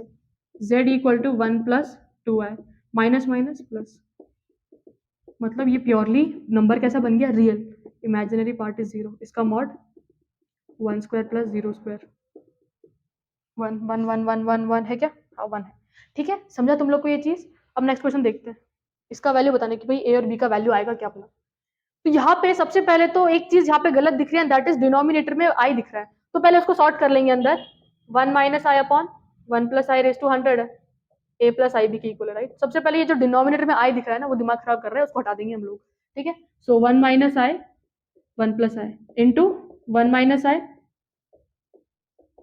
1 - i का होल स्क्वायर, 1 - i का होल स्क्वायर क्या हो जाएगा? 1 - 2i + i², नीचे 1 - i², सॉर्टेड। अब i² + 1 - 1 कैंसिल, ऊपर क्या बचा? -2i। i² का वैल्यू कितना होता है? i² का वैल्यू कितना होता है? मेरे को तो नहीं याद आ रहा। -1, right? 1 - of -1, so -2i/2, right? तो एनीथिंग नेगेटिव जब हम रेज टू इवन नंबर करते हैं तो वो किस में कन्वर्ट हो जाता है? पॉजिटिव। तो बचा क्या? i⁻100, ये किसका मल्टीपल है? 4 का। रिमाइंडर कितना बच रहा है? जीरो बच रहा है, सिंपली ऐसे लिख सकते हैं ना, आई रेस टू जीरो, मतलब वैल्यू कितनी आई 1। मतलब इसको सिंप्लीफाई करने पे हमको क्या मिला 1, मतलब इसको स्टैंडर्ड फॉर्म में 1 प्लस जीरो आई लिख सकते हैं equal to a plus i b. So a का वैल्यू 1 है, बी का वैल्यू 0 है। ए का वैल्यू 1, बी का वैल्यू 0, आंसर है क्या, है right. So 14 is your correct answer. Clear है ये चीज, समझा तुम लोग को। और हमारा वो कौन सा क्वेश्चन था, पोलर फॉर्म वाला, वो बचा हुआ है, वो डिस्कस कर लेते हैं फटाफट से। ओके, हमारा क्वेश्चन था क्या, क्या था वो, z इक्वल टू 4√3 प्लस 4√3 आए। पोलर फॉर्म में मॉड जरूरी होता है, 4√3 का स्क्वायर प्लस 4√3 का स्क्वायर। 4 का स्क्वायर कितना होगा, 16, 16 इंटू 3 48, राइट। यहाँ पे भी 48 और यहाँ पे भी 48, 48 प्लस 48 रूट 96। रूट 96 है क्या किसी का, इसको 16 इंटू 6 लिख देते हैं, तो मतलब क्या आ जाएगा 4√6। ठीक है, अब आर्ग्यूमेंट की बारी है। आर्ग्यूमेंट के लिए सबसे पहले अल्फा की value tan inverse imaginary part upon real part, कितना आ गया 1। Alpha equal to tan inverse 1, alpha कितने पे आएगा π/4, राइट। बट अल्फा अपना थोड़ा ना फाइनल आंसर होगा। अब क्या चेक करना होता है भाई, कौन सी कॉर्डिनेट में तुम्हारी वैल्यू लाई कर रही है, ये भी प्लस है, ये भी प्लस है, तो मतलब ये भी प्लस, ये भी प्लस। फर्स्ट क्वाड्रेंट में theta is same as alpha, so theta हमारा क्या होगा अल्फा के इक्वल, एंड दैट इज π/4। तो इसको लिखेंगे कैसे, z इक्वल टू, पहले आर्ग्यूमेंट आएगा, सॉरी मॉड आएगा 4√6, उसके बाद cos of π/4 plus i sine π/4। ये हो गया अपना फाइनल आंसर। समझा तुम लोग को। आई होप आज के कुछ क्वेश्चंस क्लियर है। इसके बाद नेक्स्ट वीडियो आएगा हमारे किस पे, कॉम्प्लेक्स नंबर के प्रीवियस ईयर क्वेश्चन एकदम सारे डिस्कस करेंगे, अच्छे से डिस्कस करेंगे, ताकि तुम्हें ज्यादा क्लैरिटी मिले, ज्यादा कॉन्सेप्ट अच्छे से अंडरस्टैंड हो। Okay, hope you like the video guys, all the best, अच्छे से प्रिपरेशन करते रहो।